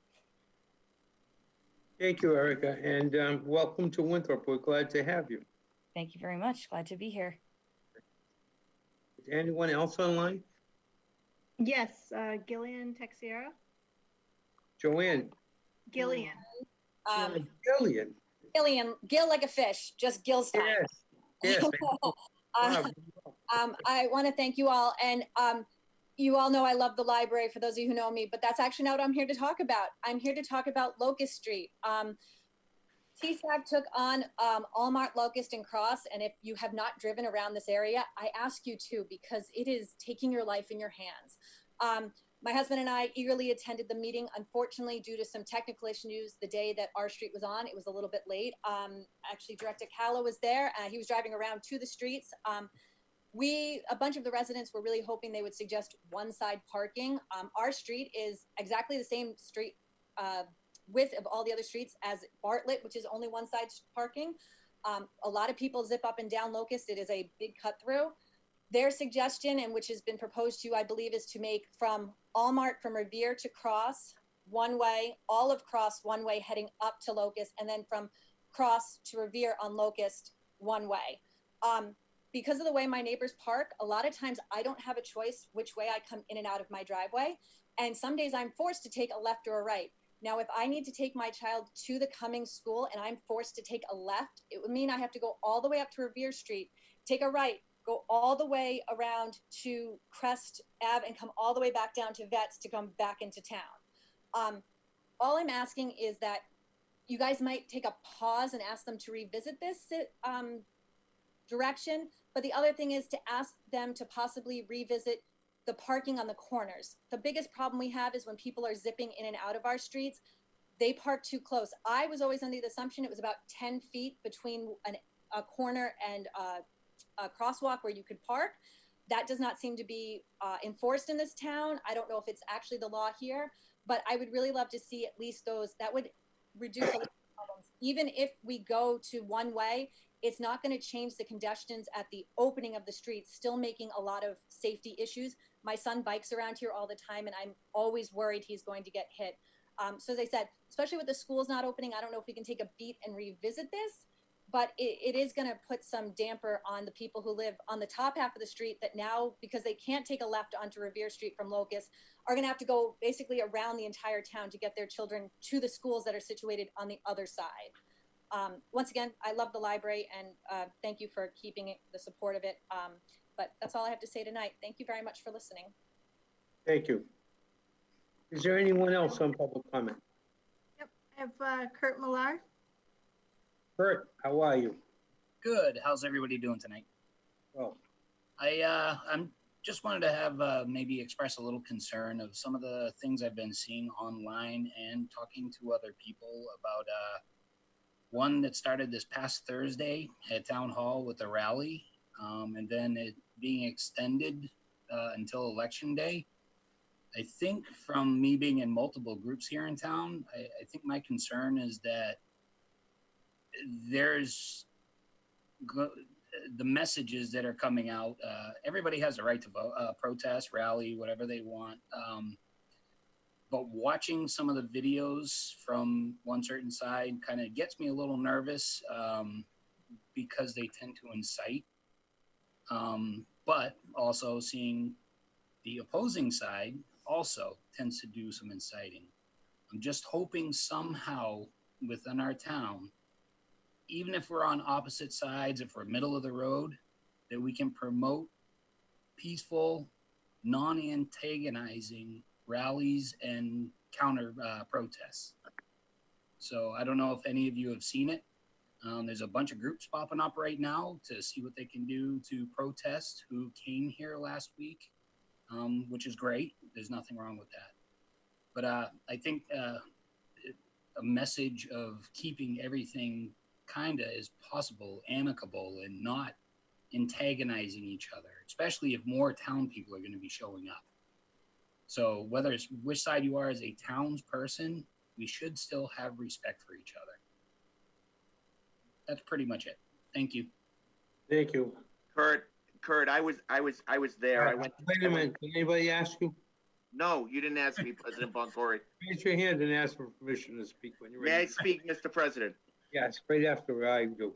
I was also by there because we were having our annual weekly meeting for this meeting on Thursday, and I thought both groups acted very well. There was They were both peacefully giving out what they felt was their right to talk about. And there was no conflict between the two groups. There was some chanting going on, but it was a very peaceful demonstration as far as I was concerned. Yeah, Go ahead, Rob. it was. Thank you, Mr. President. Was it peaceful in that nobody engaged anybody? Yes. Was there some language that was coming out of people's mouth that I felt was inappropriate? Absolutely. Especially coming from the side in front of the town hall. Although, you know, I think there was some language used on one side that was, you know, F-bombs and stuff like that. I mean, you're going to get swearing, I get it. But there was some very racially insensitive comments coming from the side in front of town hall. So even though it was a peaceful protest, it needs to be better. I don't even know what to say. I mean, there was hateful language coming from one side, and that can't be repeated. But what can we do? What can we do? Okay. Any other persons on public comment? Yes, we have Kevin Harris. Kevin? Are you there? Hi. Can you hear me now? Yeah. Hi, Kevin. How are you? Hi, good. So I've actually followed this group of people for a while. I follow a lot of far-right folks in Massachusetts. This person isn't, I just want to make sure people understand, this group is not a Trump group. They are not supported, they are not allowed in any group for Republicans in Massachusetts. They're also kicked out of the straight pride parade folks. Pretty far-right people. And I stood there next to them because they also don't wear masks. They promote 9/11 conspiracies, as well as they don't believe Corona's real. And as soon as I was over there, I went and left. I got a Corona test. I can't even tell you what they said in front of me and what they were screaming at these young girls. It's troubling, and I have been someone who's been organizing a response because I know who these people are, and they're trolls. They're just, this woman is an Alex Jones, if you people get that reference. She makes money off this. She does not have any other job. She goes around the whole state. She picks very white towns, just to be honest. And she just goes under the guise of it being a Trump rally and then brings people in to get more followers. She has 30,000 followers across the country. It's very troubling. If you go onto this page, yes, they go as a Trump back the blue rally, and that's how they trick people to join them.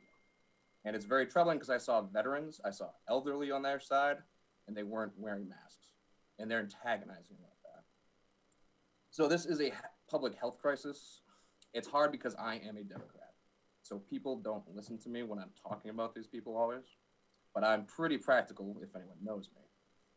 I'm going to be standing there trying to make sure every elderly person who doesn't have the internet or anything else does not go near these people. Because no one wants to be associated with 9/11 conspiracy theorists. And these are not normal people. And I'm going to make sure the best I can that no one else responds in kind. I actually tried to stop the kids from counter-protesting because I know this feeds them. So it's not an easy thing to deal with. And the best thing we can do is to not feed them. But there's no perfect answer to this, but it is a problem. There's nothing that you guys can specifically do that I can think of. But I want to make sure people understand these are not Trump people. These are not back the blue people. They're using our police as a weapon and using them as a shield. And that angers me that they're going to come back every week now and waste our police officers' time when they should be doing something important for our town. That frustrates me and angers me. And I am someone who can deal with this. Face to face with them, they're going to say some more horrific. Mr. Harris, I apologize. I support what you're saying, but it's been 3 minutes. Yep, thank you. Thank you, Mr. Harris. Everybody has a right to free speech, but let's keep it peaceful and let's keep it low key. Okay. Anyone else on public comment? President, I don't see any other hands up. Just to remind those that are called in just to hit *6 if they wish to contribute to public comment. Seeing none? Larissa, are there none? No, I don't Okay, see we'll any. move on to correspondence, and we had quite a few correspondence this week, quite a bit of it about the library. I think Denise has a list of correspondence. You want I to, do. Yep, the ones that we have received, and they will be kept in the record, is Alyssa Gamble, who also requests a TC to approve lowest speed limit in the town. Megan Ball, Elizabeth Leslie Conley, Bethany Biller, Peggy Carr, Tara Joyce, Kathy McKenna, Beth O'Malley, Lauren Paolini, Jean Coughlin, Joyce Johnson, Jessica Dahlquist, Christina Wilson, Erin Harrison, Jeanette Roy, Ashley Holmes, Courtney Woodward, Dorothy Evans, and Michaela Dalton, who also was very happy about the Friends of Winthrop Library starting up again. And those are only the ones that I received. So there were quite a few. all right, there were quite a few others, but we will add that list of who text messages us or who emailed us to the town minutes of this meeting. Yep. Okay, moving on to committee reports. Public safety, Barbara, are you ready?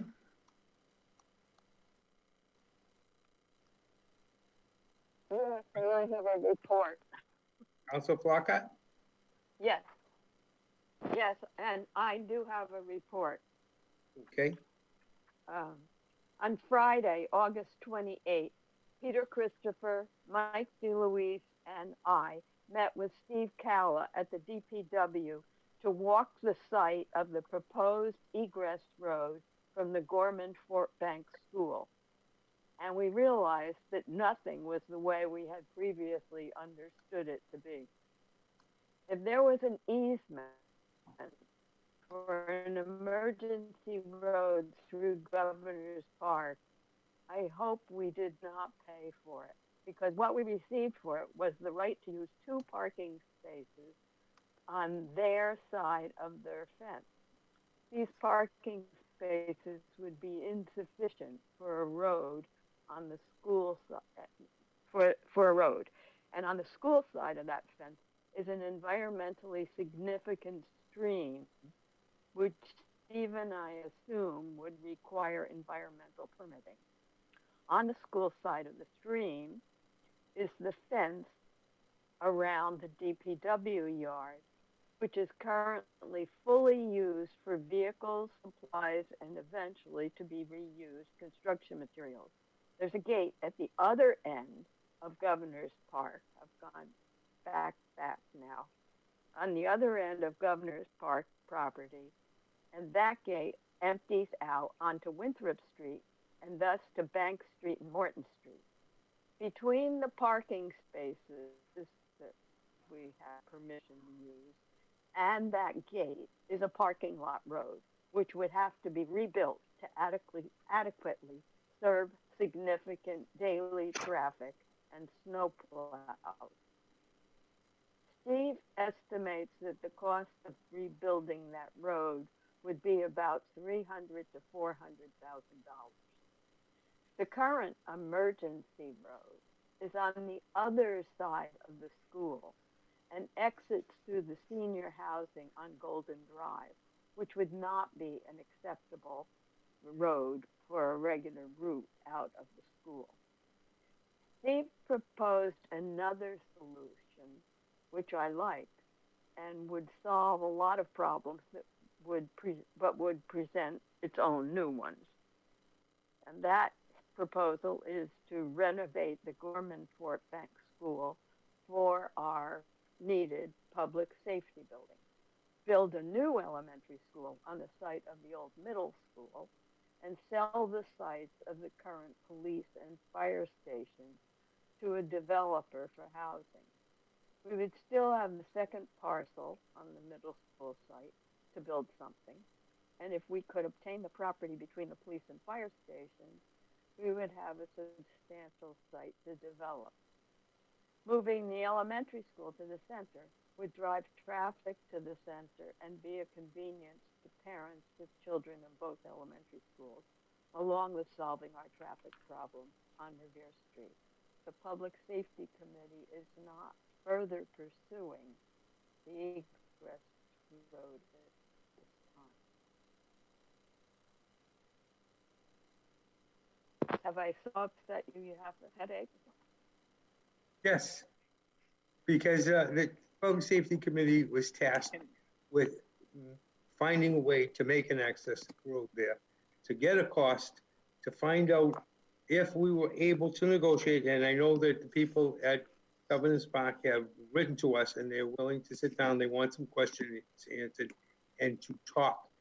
The possibility of moving the school and building a police station there would run into probably $180 million between those two projects when we already have a site for the public safety building, and we have a school just recently been built. The town could never afford to do that. But what we could afford is to spend $300,000 if that's what it costs to make the road from the school to Morton Street.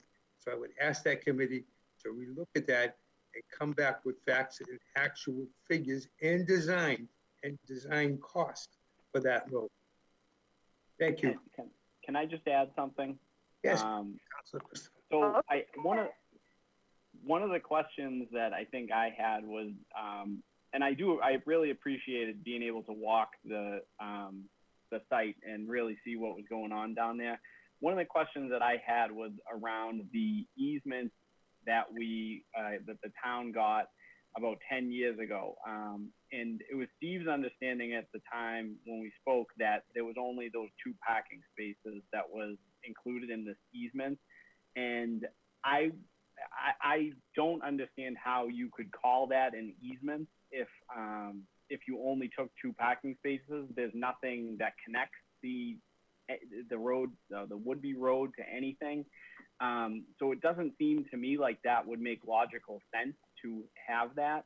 So if we could, just not to interrupt you, but there was an easement taken, money was paid for it. That easement has to be on record at the Registry of Deeds. No, it's very simple to go look at it and see that it's not just for 2 parking spaces. Well, that's my question. Is it for it to be a true easement, it needs to connect something. You know, so I think we need to figure out whether or not that is what that easement actually is, because you know, even for the purposes today, if it's only for, if all we needed to do was change that use from emergency use only over to regular use or whatever, that's a much simpler process than if we were to do a completely different taking than what we would need in order to connect that road to Bank Street. But I think Steve did bring up a lot of barriers to this that is worth putting out there in the public. It's not just as simple as opening a gate and putting some paving there. And I do appreciate that input from Steve. There's a lot to this project. Okay. I think the committee has to look into this, look at the easement, have a meeting with people at Governor's Park, as well as having a meeting with the attorneys that drew that easement 20 years ago and see what the purpose was then. And make sure that we look at those issues before we abandon a project that's one of my priorities. I agree. Thank you. All right. Okay, we got a list from the Governor's Park people, and we can go over that list. But when we started going over that list, Steve suggested we take a physical look at it, and it was very different from what we had been thinking. It was very helpful to do that walkthrough. It's not useful to address those issues from Governor's Park until we understand what we're really going to do. So we will look into these next. Thank you. That is the committee's purpose. Moving on to the next committee, Millerfield Committee. Millerfield Committee hasn't met since our last council meeting, but the subcommittee has met. concerning the basketball court, tennis courts in front of the high school. There was a meeting last week, and there was another meeting scheduled in a couple of weeks, just looking at the refurbishment of the tennis courts along with the sidewalk and road connecting Ocean View to South Main. So that is in the pipeline. And I know I believe there's a conservation committee hearing tomorrow on some of the outlines that have been done regarding the parking in the street. Tennis courts hope to be, have to go through conservation, and it's a project that we hope will get through. One of the points right now that has been discussed is potential lighting at the site, and that's being looked into. The goal is to have these open for the spring season. Yes. A lofty goal. Thank you. That, I believe, was also a subcommittee of the SBAC committee. SBAC, correct. Yes, that was on the tennis court. All right, Finance Committee as well, Councilor Terry. Finance Committee met this evening prior to our meeting. There was 4 items on the agenda. The first was to vote to adopt bond premium authorization language. It was moved forward with positive recommendation. It's a little intricate, and we'll go into it more under old business. The second was to amend the approved town manager's fiscal 21 budget, which we did discuss earlier in the hearing, and that is also coming out with positive recommendation. The third item was discussion on a matching grant for the dog park. We had discussion in the Miller Field Committee about trying to have funds available to redo a shed that the project had taken down at the golf course, and to include a dog park. Financing was somewhat limited to do both items. I think the town manager then thought out of the box a little bit and applied for a grant through the Winthrop Foundation. And they met about a week ago, and I was at that meeting, and they were, it's a pretty large sum of money, and they had some concerns about, not about the project, but about potential funding from Massport for this year's payment. There was some concern for them that it might be delayed. But they do have the money now. They thought the project was worthy. They wanted, we thought it would be a good idea, and they thought it would be good for the town to not match dollar for dollar, but to put a percentage up. So they did vote to approve a $100,000 grant. I think the town manager had requested 120 or 125. So they would put up 100 if the town could put up a $20,000 match. We were very encouraged by that news and hopeful, and hope to get this project along with the golf shed project done simultaneously, which would help us in a lot of areas. The last item we had on the agenda was a trash fee. Not that there's anything imminent on any sort of trash fee, but I thought it would be important to discuss. We know how this has been a topic that's been up over the past several years to look at. We have a zero waste committee that was established by the town manager to look into all sorts of items. This was just something that, we usually talk about more towards the end of the year, and it becomes a time sensitive thing where we really don't have the time to get anything done prior to a new budget coming out. So we thought it's a conversation that needs to be had now. So it was just a very brief, quick discussion on it, and I'm sure it will go to the Zero Waste Committee, and we hope to meet with them. Some of the members of the Finance Committee hope to meet with them, and hopefully the town manager at some point in the near future. Thank you, Councilor Terry. Good report, and it sees that we're getting a lot of things done between the tennis courts, the dog park. Now next project is even bigger, and that's Economic Development Committee with the zoning for the middle school, because that would be the coup d'etat. Yeah, so we met last Monday. and we had another public listening session. We also were joined by Robin Stein from KP Law. She provided us with an opinion in regards to some of the site questions that individuals from the community had, whether or not it could be used for economic development. And so she provided that presentation at the community, as well as, and it was facilitated by Jeffrey Morrison, who we've been working with over the summer to sort of figure out what it is that the community wants as far as what our goals are for the site and what it is that a zoning plan might look like. So that was really the focus of the meeting. We went over setbacks. People gave their opinions about height, density requirements, mixed use, and also a lot of people who had some ideas specifically around what they wanted to see that site be as far as recreational uses, people who wanted to keep the gym, people who wanted to make sure that the rink was protected. So there was a variety of opinions, and now we're going to start coming up with something that'll go through the process for it to become a zoning ordinance. I think it's 40A section 5, I think, is the process that it needs to go through.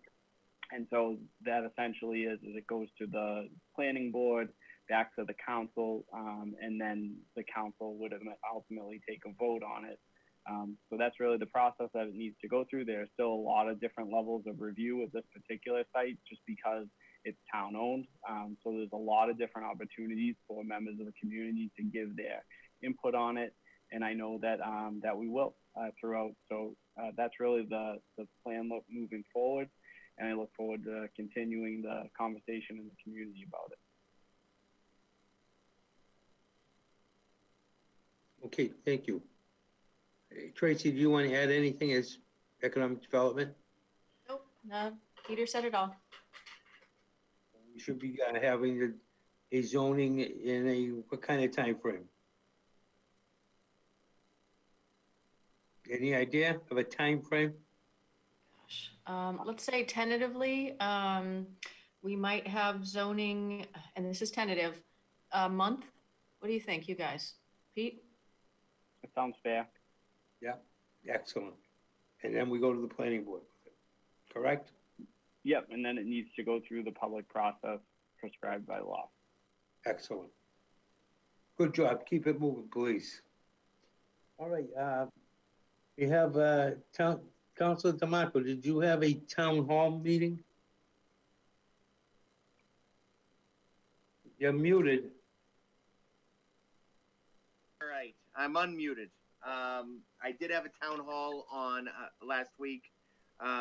We touched on a number of things. We talked about the town-wide COVID response. Had a lot of calls about the library. You know, and we touched on everything from COVID to the library to is Quincy paying us for the ferry use? So we were all over the map. Had about 15, 20 people on the meeting. It was a good meeting, and you know, it's something I plan to do again. I get a lot out of it. So nothing more to report to the council than that. Okay, thank you very much, Councilor DeMarco. Any other committees have reports? Any other committees? Okay, we'll move on to the town manager's report. Austin, are you ready? Yes, I am.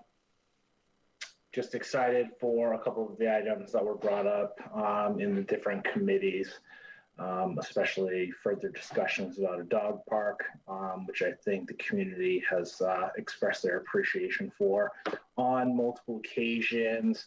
And then a trash fee as well. That is something that our solid waste committee, advisory committee had talked about in their report, not with actual numbers, but in a further discussion of the contract that the town is going to be looking at, along with changing our solid waste program, universal toters, maybe splitting up our recycling, those types of things.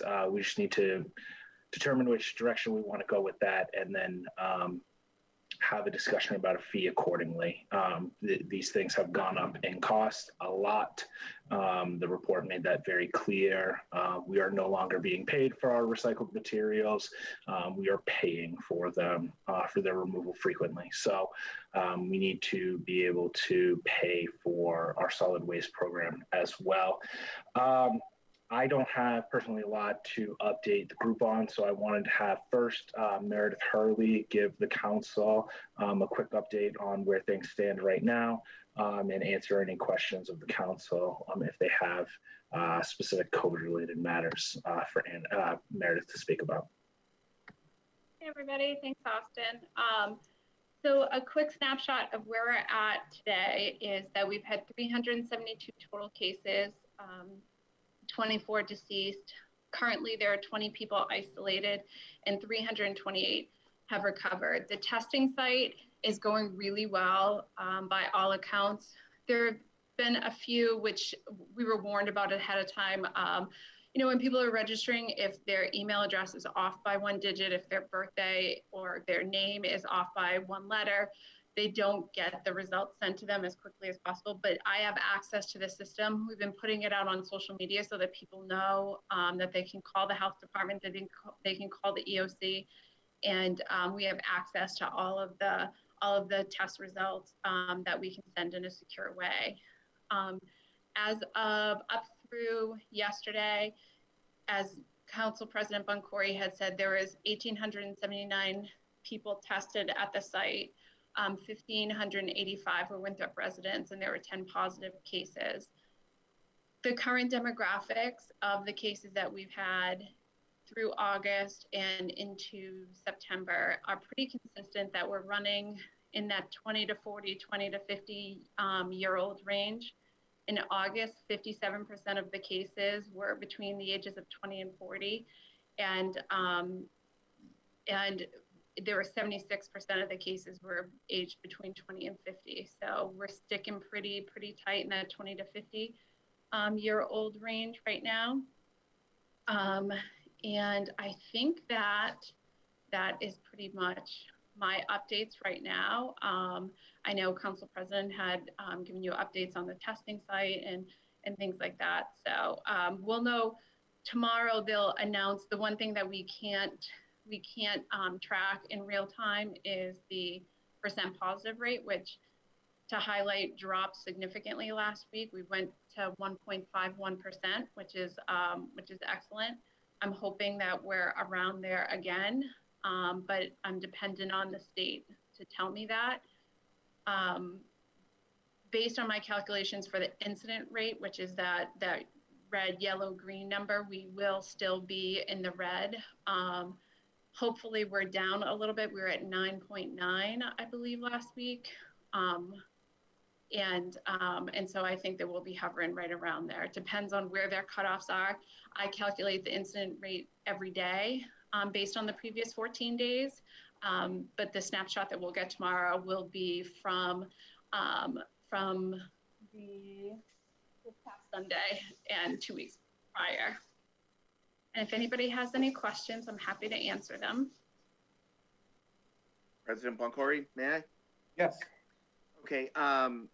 First off, Meredith, I actually was on a call this afternoon with the Lieutenant Governor. She did a call around noon today, and I actually was able to ask a question regarding our town and certain metrics that they use. And I pretty much said, you know, we're a small town. It only takes 2 incidents a day, and our percentage rate is way down in terms of positive cases. And they actually said they were going to take a look at that. So hopefully, you know, in terms of labeling us red, yellow, green, who knows what comes of it, but thought I'd share that with you. A couple quick questions on contact tracing. Is there any specific contact tracing that lists any cases of COVID-19 in the town of Winthrop to the playgrounds in the town? Not as of yet. Our demographics, you know, that's definitely, that could be a potential like parent. In terms of those that are under the age of 18, In August, since August had 59 cases, I feel like that's a better snapshot than the 13 that we've had so far in September. So under the age of 20, there were 7 cases in August, but none that, none right now that we've been able to track necessarily to activity. I think people are getting a little, at times, not every case that we work with, skittish, where they don't necessarily want to disclose all of their activities. So, we kind of start off with nobody's getting in trouble, and, we're just trying to do our due diligence. So, but not in the most recent interactions.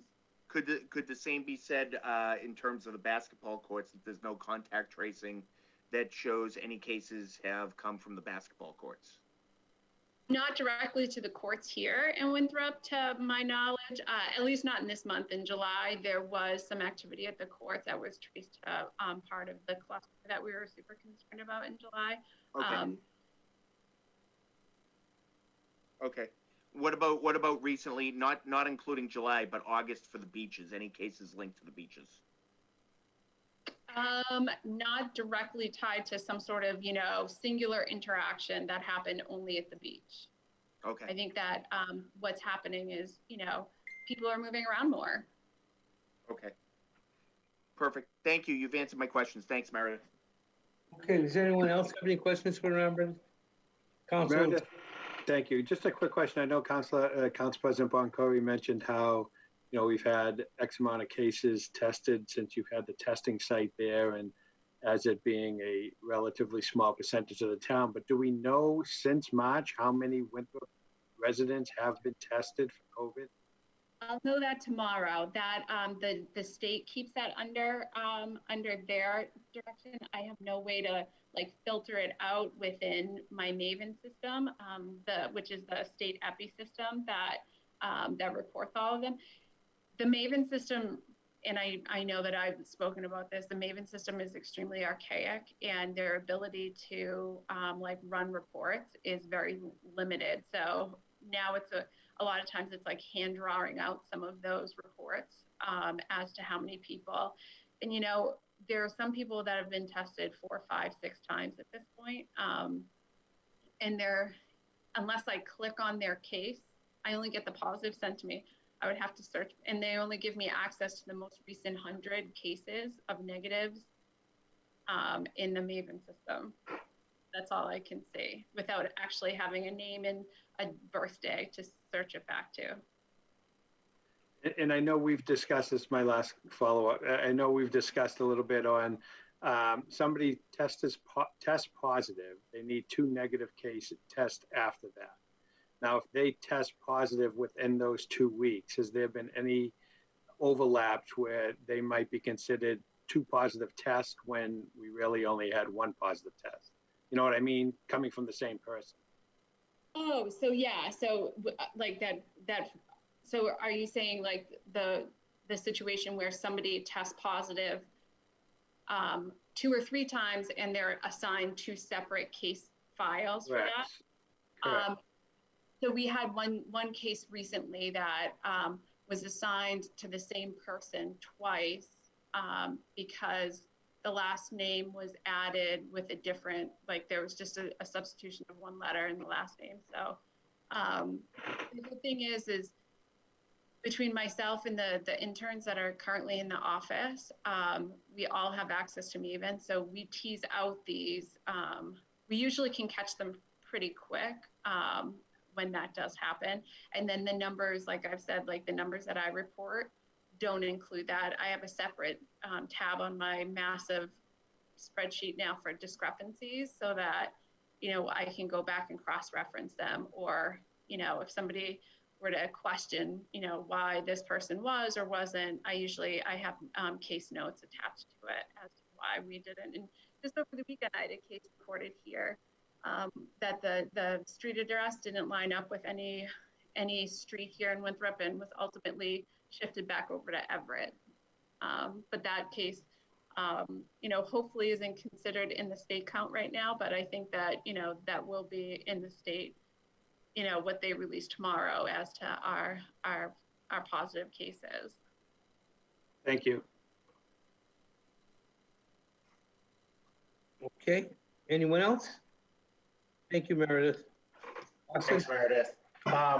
Just briefly on the clerk's office, also wanted to express my gratitude to Joanne D'Amato and her really stepping up while Carla was out of the office during the primary election.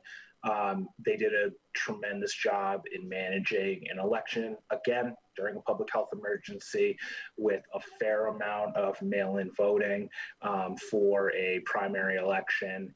And then on November 3rd, there will be another election. So Joanne and Carla are already hard at work at that. All I will put out to the community is that we need more poll workers. So to anyone who's young out there and may not have a job, it pays, so it's better than nothing. And you get to see the democratic process in person. It will most likely be a week of early voting in person the week before. So we're gonna need some additional hands on deck to help with this. So if there's people in the community, I know it's usually an older part of the community that helps out with these elections, but this is coming from, I talk to people, this is something near and dear to my heart. When I was 17, I started a voter registration program in New Hampshire called Democracy in Practice. Like, this is super important to me. So anyone who's young, please come up and help out. It's some extra money in your pocket to help out with something really important. And we do and will need additional people to help out and work then. So sometimes it's just hands to help out. But Joanne did a tremendous job this time. Carla did a great job of preparing her for this. And we're already ramping up for November 3rd. So kudos to that office and really managing a really crazy process during this time. Otherwise, I'll leave it at that for this week unless there's questions from other counselors so we can move on to additional items. Thank you, Austin. And I wanted to just point out that I talked to Joanne D'Amato as well today and congratulated her for doing such a great job with the elections. And there were a lot of young, new people working the polls. And we only had about 3,200 people that voted in this election, but they're anticipating 6,000 to 7,000 people, double that, voting in November.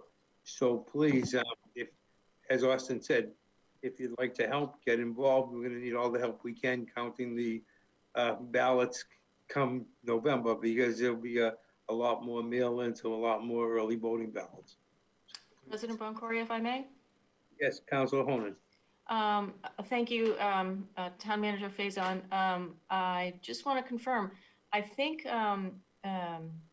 Galvin had said that you only have to be 16 to be a poll worker. Is that true? Yep. So it's a great little job, for early voting as well as, working the polls on the election day, and you only have to be 16. And so, like Austin said, Town Manager Faison said, it's a great opportunity. So the only reason I'm noting it too is not to say that Carla and Joanne haven't been trying to shake this same tree. I'm just going to keep talking about it up until the election. They need anyone that's watching this, anyone who's watching it in a week or two, the question will still remain of how we're going to staff these polls correctly. So we will really need some help. If you're older and you feel like you're a little more at risk during these trying times, keep yourself safe. But for some other members of our community that feel a little bit more comfortable with interacting with people in a safe, masked environment and all those types of social distancing taken into play, we'll keep people safe if you can kind of come and help us out work-wise. Otherwise, that's all I have for now. And I know Tracy had her hand up. Rich has his hand up now. Council President? Yes, Council Freeman. Austin, I noticed this past week in the transcript, there was postings of delinquent taxpayers. And I know that it has been an effective tool in the past, that they got good responses for it. But in this unprecedented time that we are in with COVID, and a lot of businesses are hurting and a lot of people are out of work, did we really think it was necessary that we posted those delinquent taxpayers? And I just want to, you know, try to be a little more compassionate maybe in the future, especially during a pandemic, that we possibly could delay doing that again for a while until this is behind us. Thank you. So I'm going to let Anna answer this question, but I believe that we had delayed that posting as long as possible. Anna, can you speak to that? It's unfortunately, it's a required step in that process for to sort of mediate the delinquency. It's something that we could have posted in the spring, but waited as long as we felt was possible, trying to be sensitive as we could to the current situation. It's something we're required to do, and we, based on what we've been seeing other communities move forward with their processes, we felt that we couldn't wait any longer and had to post it. But we recognize that it's not the ideal sort of step to have to take at this time. Well, I just, you know, where they've come so far with all these, been lenient with all these policies and these exceptions that they've made. And, you know, I just think that that was a little bit much for someone that owes $50 or $300 to you know, I don't know. I just, I think we should be a little more sympathetic in our society at this and point. our treasurer there, and Councilor Farina, just so that you know, our treasurer collector's office, there are additional steps that occur prior to that posting to try to clean that list up so that that list is as small as possible before that type of posting has to occur. So there are additional steps that our treasurer collector's office works through to really try to get that list cleaned up before it would have to be posted like that. Well, I understand. Thank you. President Boncory, if I may, real quick. Councilor Terry had his hand up first. Yep, go ahead. Sorry, Rob. No worries. 3 quick things, Austin, and maybe one could go to Steve. I'll mention them and then you can respond. One is, and I know it's trying times, but a lot of people are out walking more than they have. And I know, Steve, you're aware of this, but if we can just try to take a look at the sidewalks down in the Morton Street, Douglas Street area, there's some really deplorable conditions down there. If, you know, I don't know, I know resources are somewhat limited, but I would ask if you could just take a look at that. The second thing is we all got a memo today on the mosquito spray, which I'm not exactly sure if that's the Board of Health that regulates it or the state that regulates it, but it's specific areas, which I understand they're marshy areas, but there is a lot of concern, especially in the Maze area and a lot around town. Do we have the ability to do a more robust treatment? That would be my second question.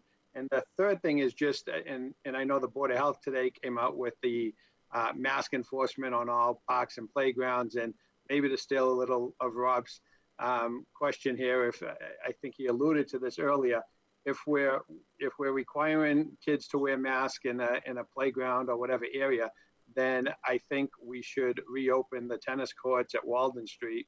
And as long as they're wearing a mask, they should be able to play, because if kids can, you know, go on a swing or play tennis or anything else, they should be able to shoot a basketball. You know, they could shoot them at the point, yet they can't shoot them at Walden Street, which is creating some issues for traffic down the point. But if maybe Steve or Austin could talk about the mosquitoes a little bit, and that would be great. Thank you. So we can follow up on your Morton Street question outside of this meeting. I don't have a good answer for that right now.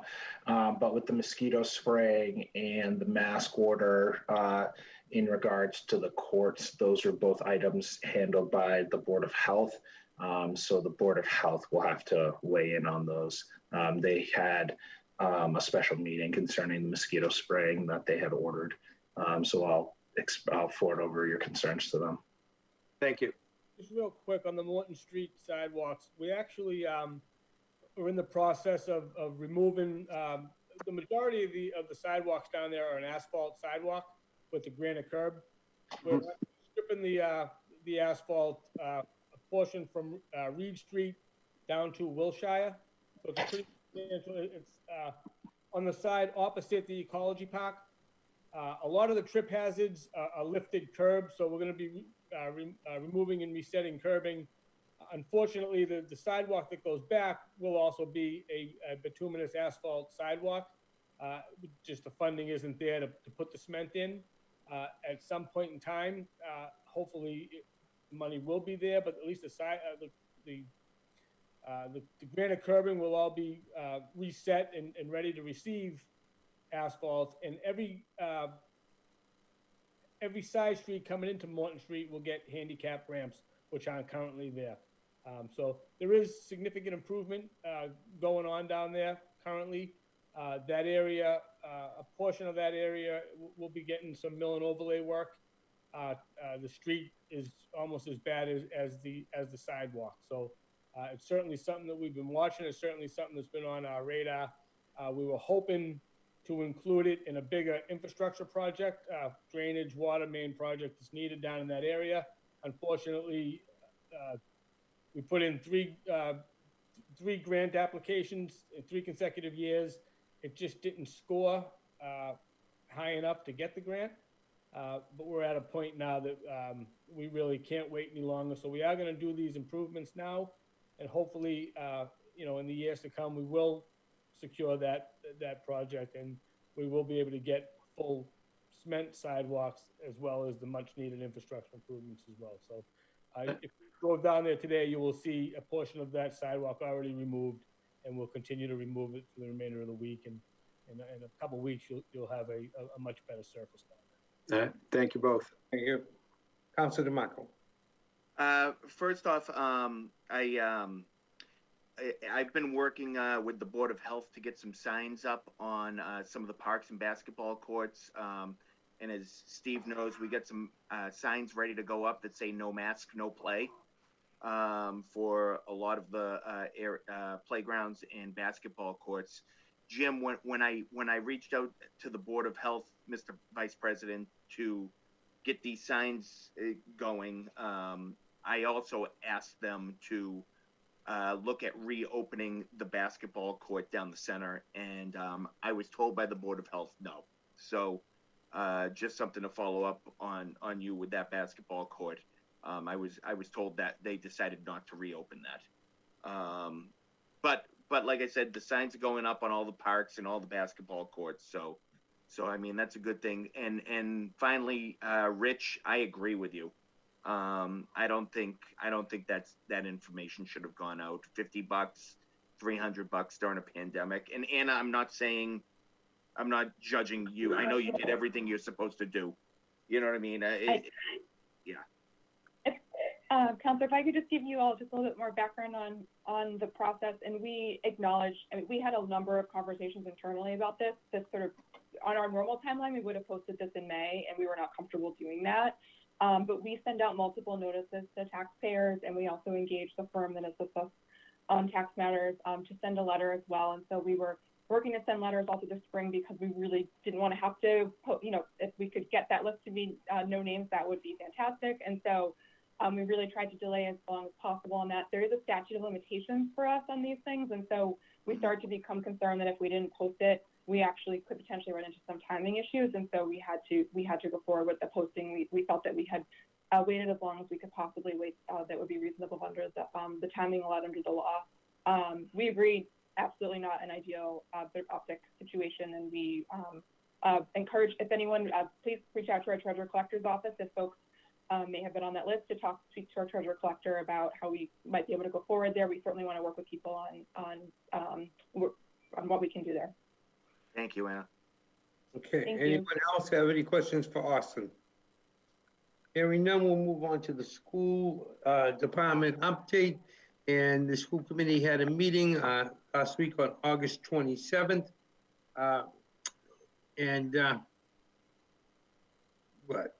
We also had a meeting August 31st of 2020. The agenda was quite a bit of what is going on with preparing the schools. The indoor air quality assessment had to be done for each of the Fort Banks, the Cummings, the middle high school. All that work was being done. There's quite a bit of teacher negotiation and what is going on with people that don't want to come back And there are 3 different ways people are able to do that. There's parental leave, family medical leave, and sick leave. And there's quite a bit of information that's going on with the Corona Relief Act on childcare. And at the present time, we have probably 6 teachers that are out on a maternity leave, 15 teachers taking this Corona Relief Act childcare, and another 12 that may be taking some sick leave. So there is a situation where Lisa's working very hard to get teachers prepared to do this remote learning. I know letters went out to most of the kids in both the lower grade schools saying who their teachers were for the year and how they would be doing their work remotely. Lisa is working very hard with all of her staff to get the schools up and running remotely as fast as possible. I believe they're starting school this coming week. And, you know, they're being assigned their teachers and how the rules and regulations for how they're getting onto this remote learning have gone out. So if anybody has any questions about the school department, I know Lisa's not on this one, but Lisa has been doing yeoman's work to get this going, and I'm very proud of her and her staff and the school committee for the votes that they have taken. Okay, moving on to old business.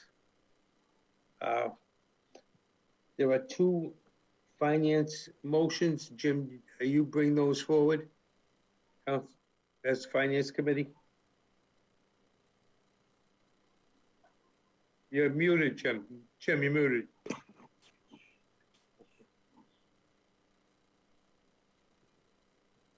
First one is all right. First one that I move that the Winthrop Town Council adopt the following order.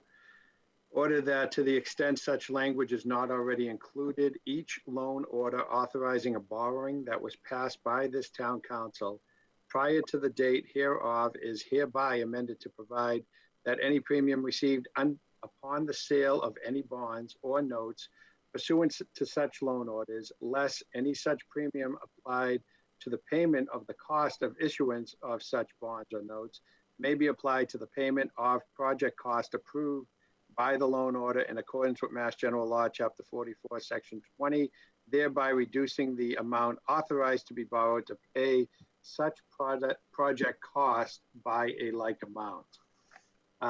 Council President, this does not need a second. It came out of committee with positive recommendation. And to maybe explain it a little bit better, and thank you, Anna, for the help with this. The need for this order is based on, a few years back, there was a change in the law. It used to be that the town could just deposit any premium it received when it sold bonds in the notes into its general funds, where it would be available to pay interest on the bonds or notes. The reason purchases of your bonds and notes pay you a premium is that they want to charge you a higher interest rate than the market rate at that time. So the premium they pay you effectively offsets the extra interest cost. Now, not every bond we do offers a premium, but some do. So when the law changed, it only allowed the premium to be used for 2 purposes. One is to pay the cost of the project that the bonds or notes were issued to fund, and thereby reduces the principal amount that the town is authorized to borrow, which is a good thing. The second item is to pay cost. The second option would be to pay cost of another project for which the town is authorized to borrow for an equal or longer period of time that the term of the bonds and the premium relates to. What we're doing here is refers to that first circumstance. So if we go out, get a bond, we have a premium for the bond, we can now use those proceeds. It's in of the premium. It's in all the current language we have when we're trying to authorize a new bond, but this enables us to go back.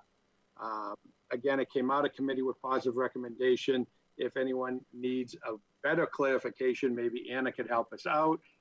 If not, I encourage the council to support this motion.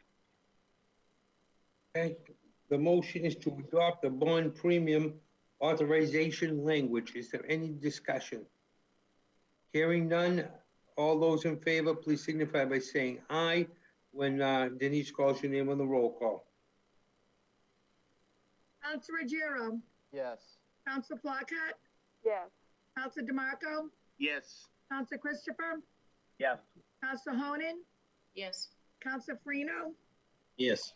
Council LaConte, Yes. Vice President Lettieri, Yes. President Boncory. Yes. Motion passes. Motion carries. The next. Thank you, Council President. The next motion, in accordance with the charter of the town of Winthrop, I move that the town council vote to amend its June 16th, 2020 vote approving the town manager's proposed annual general fund budget for the fiscal year 2020 by increasing the amount to be raised and appropriating the $600,795.15 from $53,216,759.85 to $53,817,855, and reducing the appropriation of $750,000 from general stabilization fund by $600,795.15 to $149,204.85, or take any other action relative thereto. This one's much simpler to explain. Basically, when the town manager and the assistant town manager, did a lot of work when COVID was hitting its peak in the spring, and looked at the likely possibility that our funds from the state, Chapter 70 money in our state aid would probably be diminished by a significant amount, and they took the avenue to take one-time money out of the capital stabilization, out of the general stabilization fund to fund the budget. It was a move that I think they took really to heart, and it was not something I don't think they wanted to do in a regular circumstance, but I think they thought that was the thing they had to do, and we as a council agreed with them. In hindsight now, the state came out and more verbally than written, like Anna had said earlier, and they basically gave us $600,795.15 more than we had thought. So we think the prudent thing to do, and the town manager and the assistant town manager obviously agree, that we think the prudent thing to do would be to replace that money in the stabilization account. A major reason for this is just the right thing to do. Secondly, and more importantly, even it shows the bond council that we're taking appropriate steps to reduce and eliminate the use of one-time money to facilitate our budget. And again, this came out of committee with positive recommendation. I encourage my councilors to support this. Okay, is there any further discussion? Any discussion on the motion to amend the town manager's fiscal 21 budget? Hearing none, all those in favor signify by saying aye when your name is called in roll call. Council Ruggiero, Yes. Council Flockhart,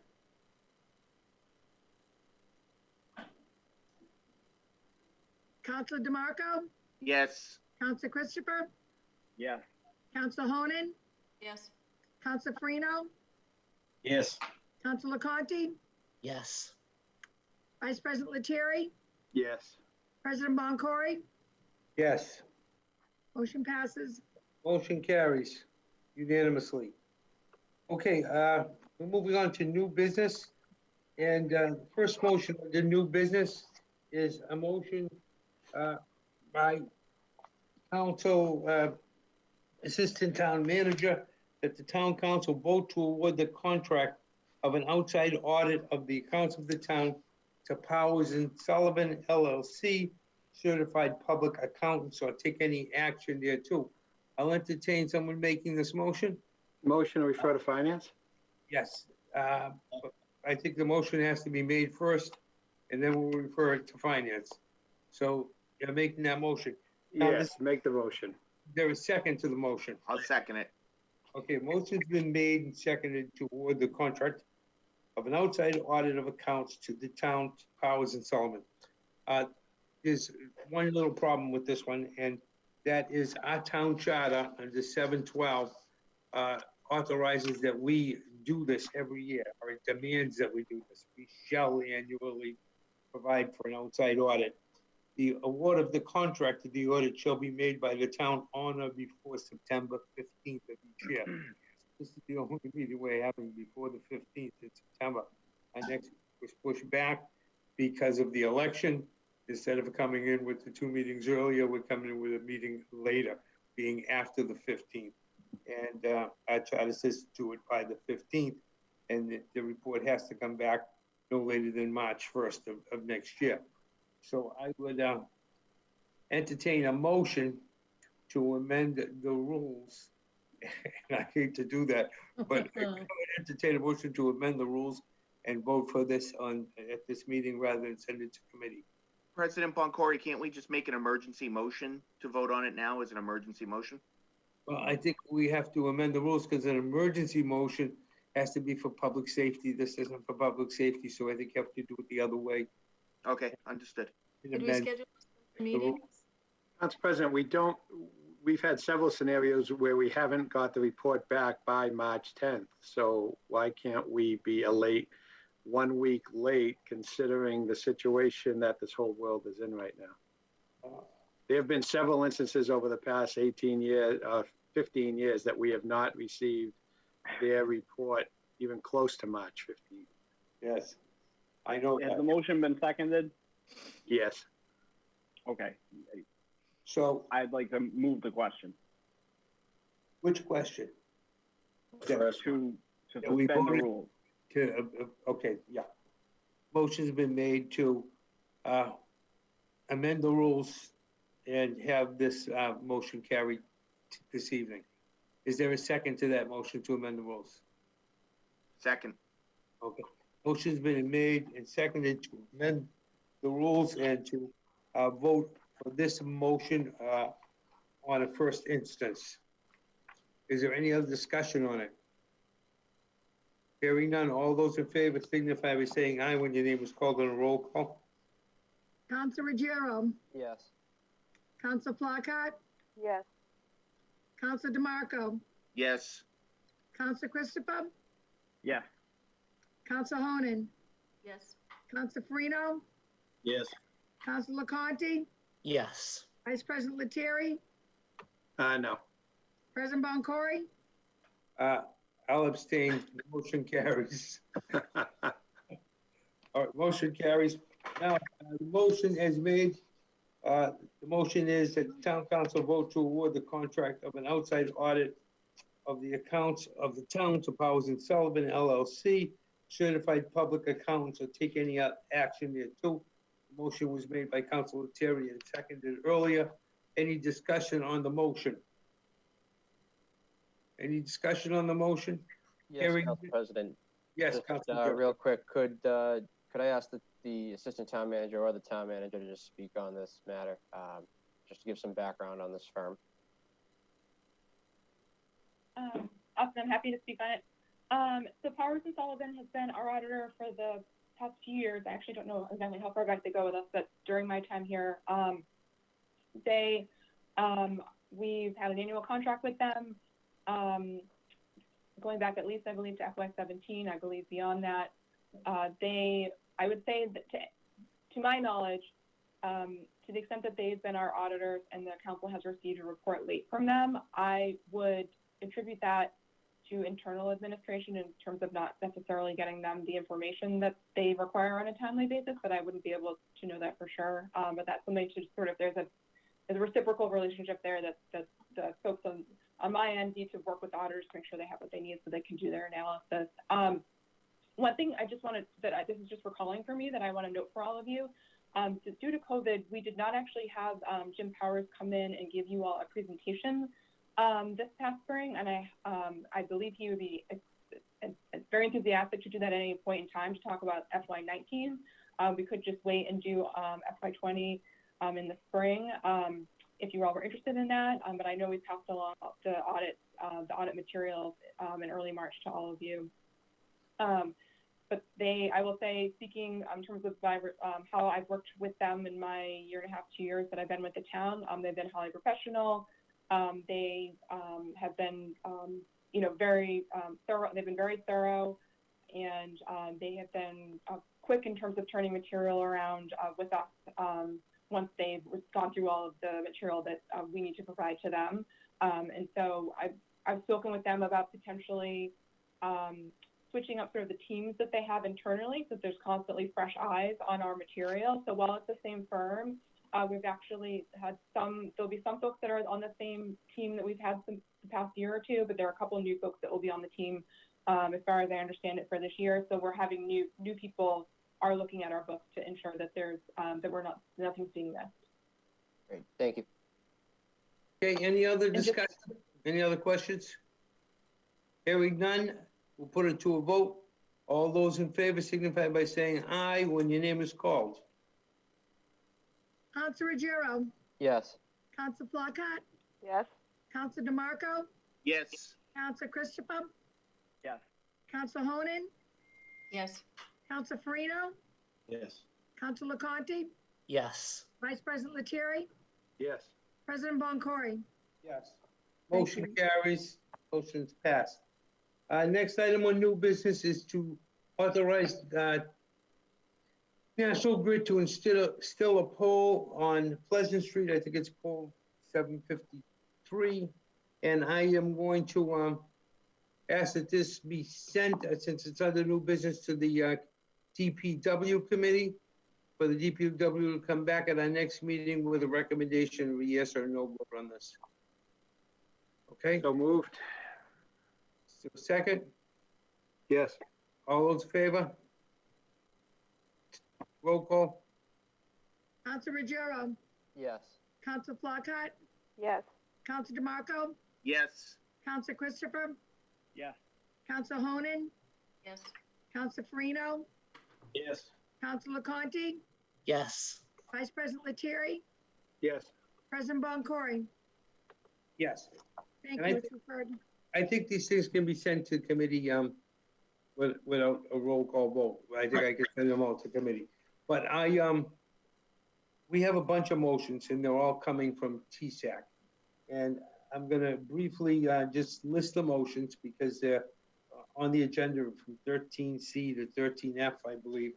And then I'm gonna ask someone to make a motion to refer them all to rules and ordinance, because I think most of them tend to be rules and ordinance changes from TSAC. All right, the first one is to accept the recommendation of TSAC committee to reduce townwide speed limit to 25. The second one is town council accept the recommendation of the TSAC committee to implement 15-minute parking on Shirley Street in the vicinity of Shirley Hardware.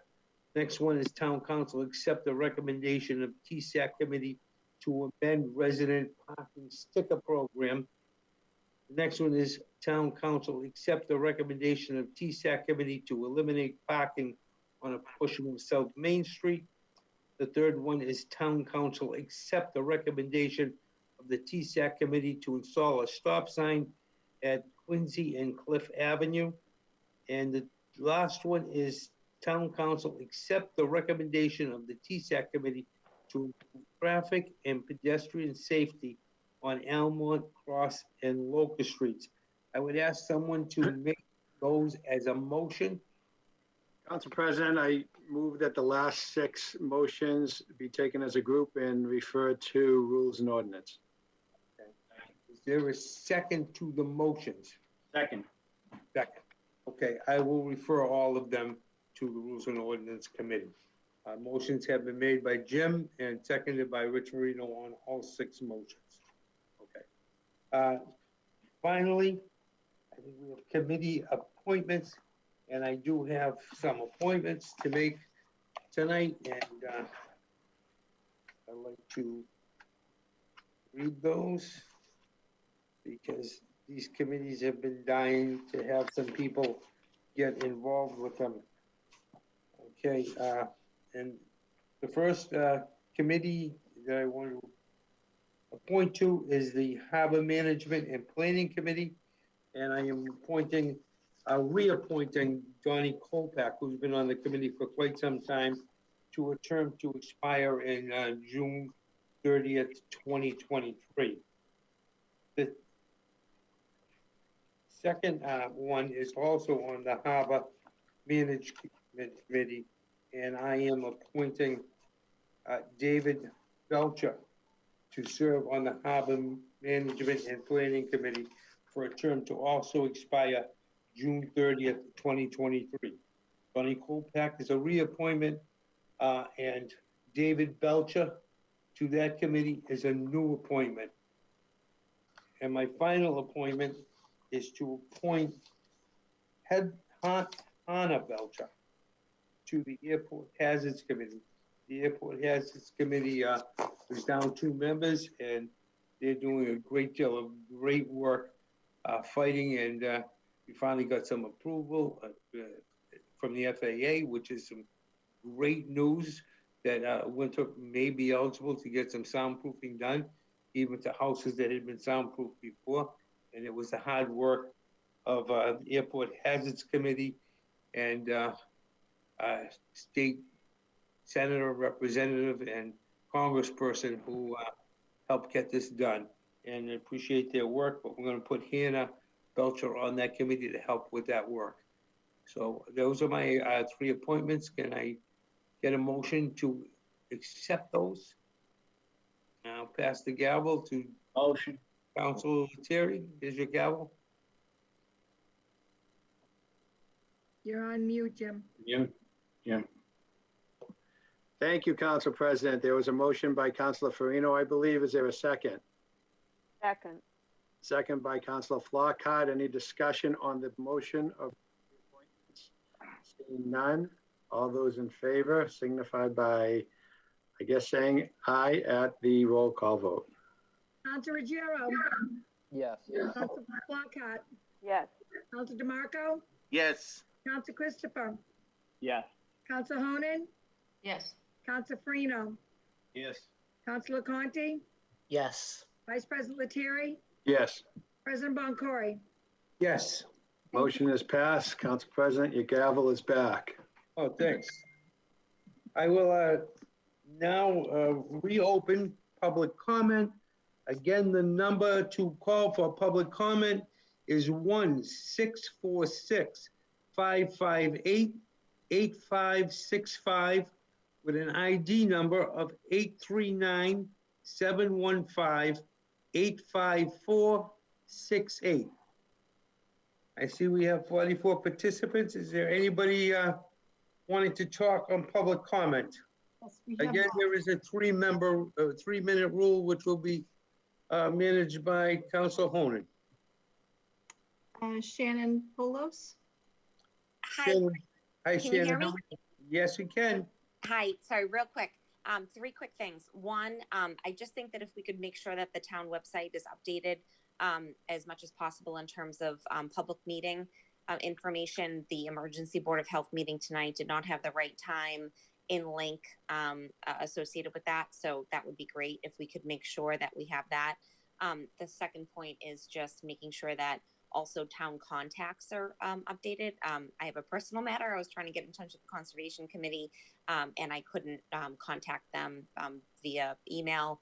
And the third point is just asking the Finance Committee if you could just ensure that you guys are functioning in, you know, an audit committee function, that we are keeping the town finance employees on task to ensure that they are getting their auditors information on time, because the longer that passes, the relevancy of that audit opinion is just becomes increasingly less relevant.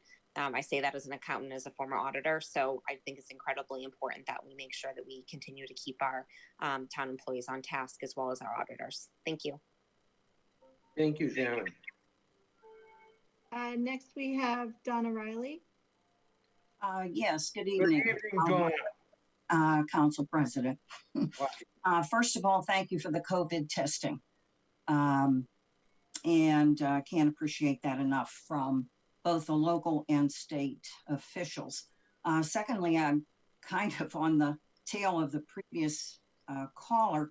Communication has been tough tonight. I called the regular number and then pressed *6 and I never got in. And usually the link is listed in emails, you know, sometime from the town. And, you know, I know Denise is like doing the work of 90 people or something, but if we could have that link, it just makes it much more accessible. But I move on, segueing from Kurt Millar and Kevin Harris and some people who have touched on, I guess, activities that took place last Thursday on the 3rd of this month. I think what Kurt was finding were comments on Facebook or on one Winthrop, but these, I think, and this is just my opinion and some other people's too, that this is material appropriate for the newly devised Diversity, Inclusion, and Community Relations Committee. And just to repeat what the former caller said, there's nothing on the town website right now, let alone contact numbers, you know, where you can email the committee as a whole or individually, whatever. So if we could enhance that and make sure that that committee is properly set up. And just finally, around,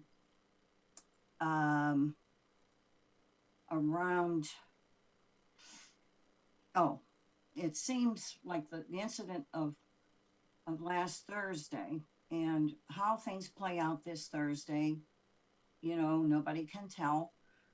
However, it's a real shout out for the presence of an administrative police officer on the newly devised Human Rights Committee, along with a school representative on that same committee, and then, you know, possibly CASA. There is a mission statement written by a previous group of 2018 to 19 that might be taken a look at, let's put it that way. But it's just so essential. We had a bad harassment situation a couple months ago, and now we have this component. So you need a police officer on that committee. And I'm not the only one that feels that way. I know Wendy Malone Page called in along with Father Walter Conley. Also. Respectfully, Ms. Riley, that's 3 minutes. I'm sorry. Oh, okay, I was just done actually. Thank you, Tracy. Appreciate it. And that's it. And thank you. You run a great meeting. I mean, really, thank you. Thank you. Anyone else on the public comment? I don't see any other hands up by any callers. Last chance, public comment. Any callers? Any callers on public comment? Do we have any? Hearing none? We move on to public relations and upcoming events. The only one I really wanted to announce is the Board of Health had their meeting tonight, and they voted to, you know, and they're pretty independent. They voted to do a mosquito control tomorrow night between 7:45 and 10 p.m. And they're doing areas around Belle Isle Marsh, and they're doing areas around the area of Pico Beach. So it looks like from the streets that I see were listed on their areas, that is the Pico Beach area, Sunnyside, Francis, those streets, and then Golden Drive, Argyle, in that area, all the way down Morton Street, around Belle Isle Marsh. So that will be happening tomorrow night between 7:45 and 10 p.m. I suggest you not to be walking your dogs in those areas at that time and to close your windows. They will be spraying. Does anyone else have any other upcoming events? Hearing none, I will. I just want to make, thank you, Council President. I just want to make one brief,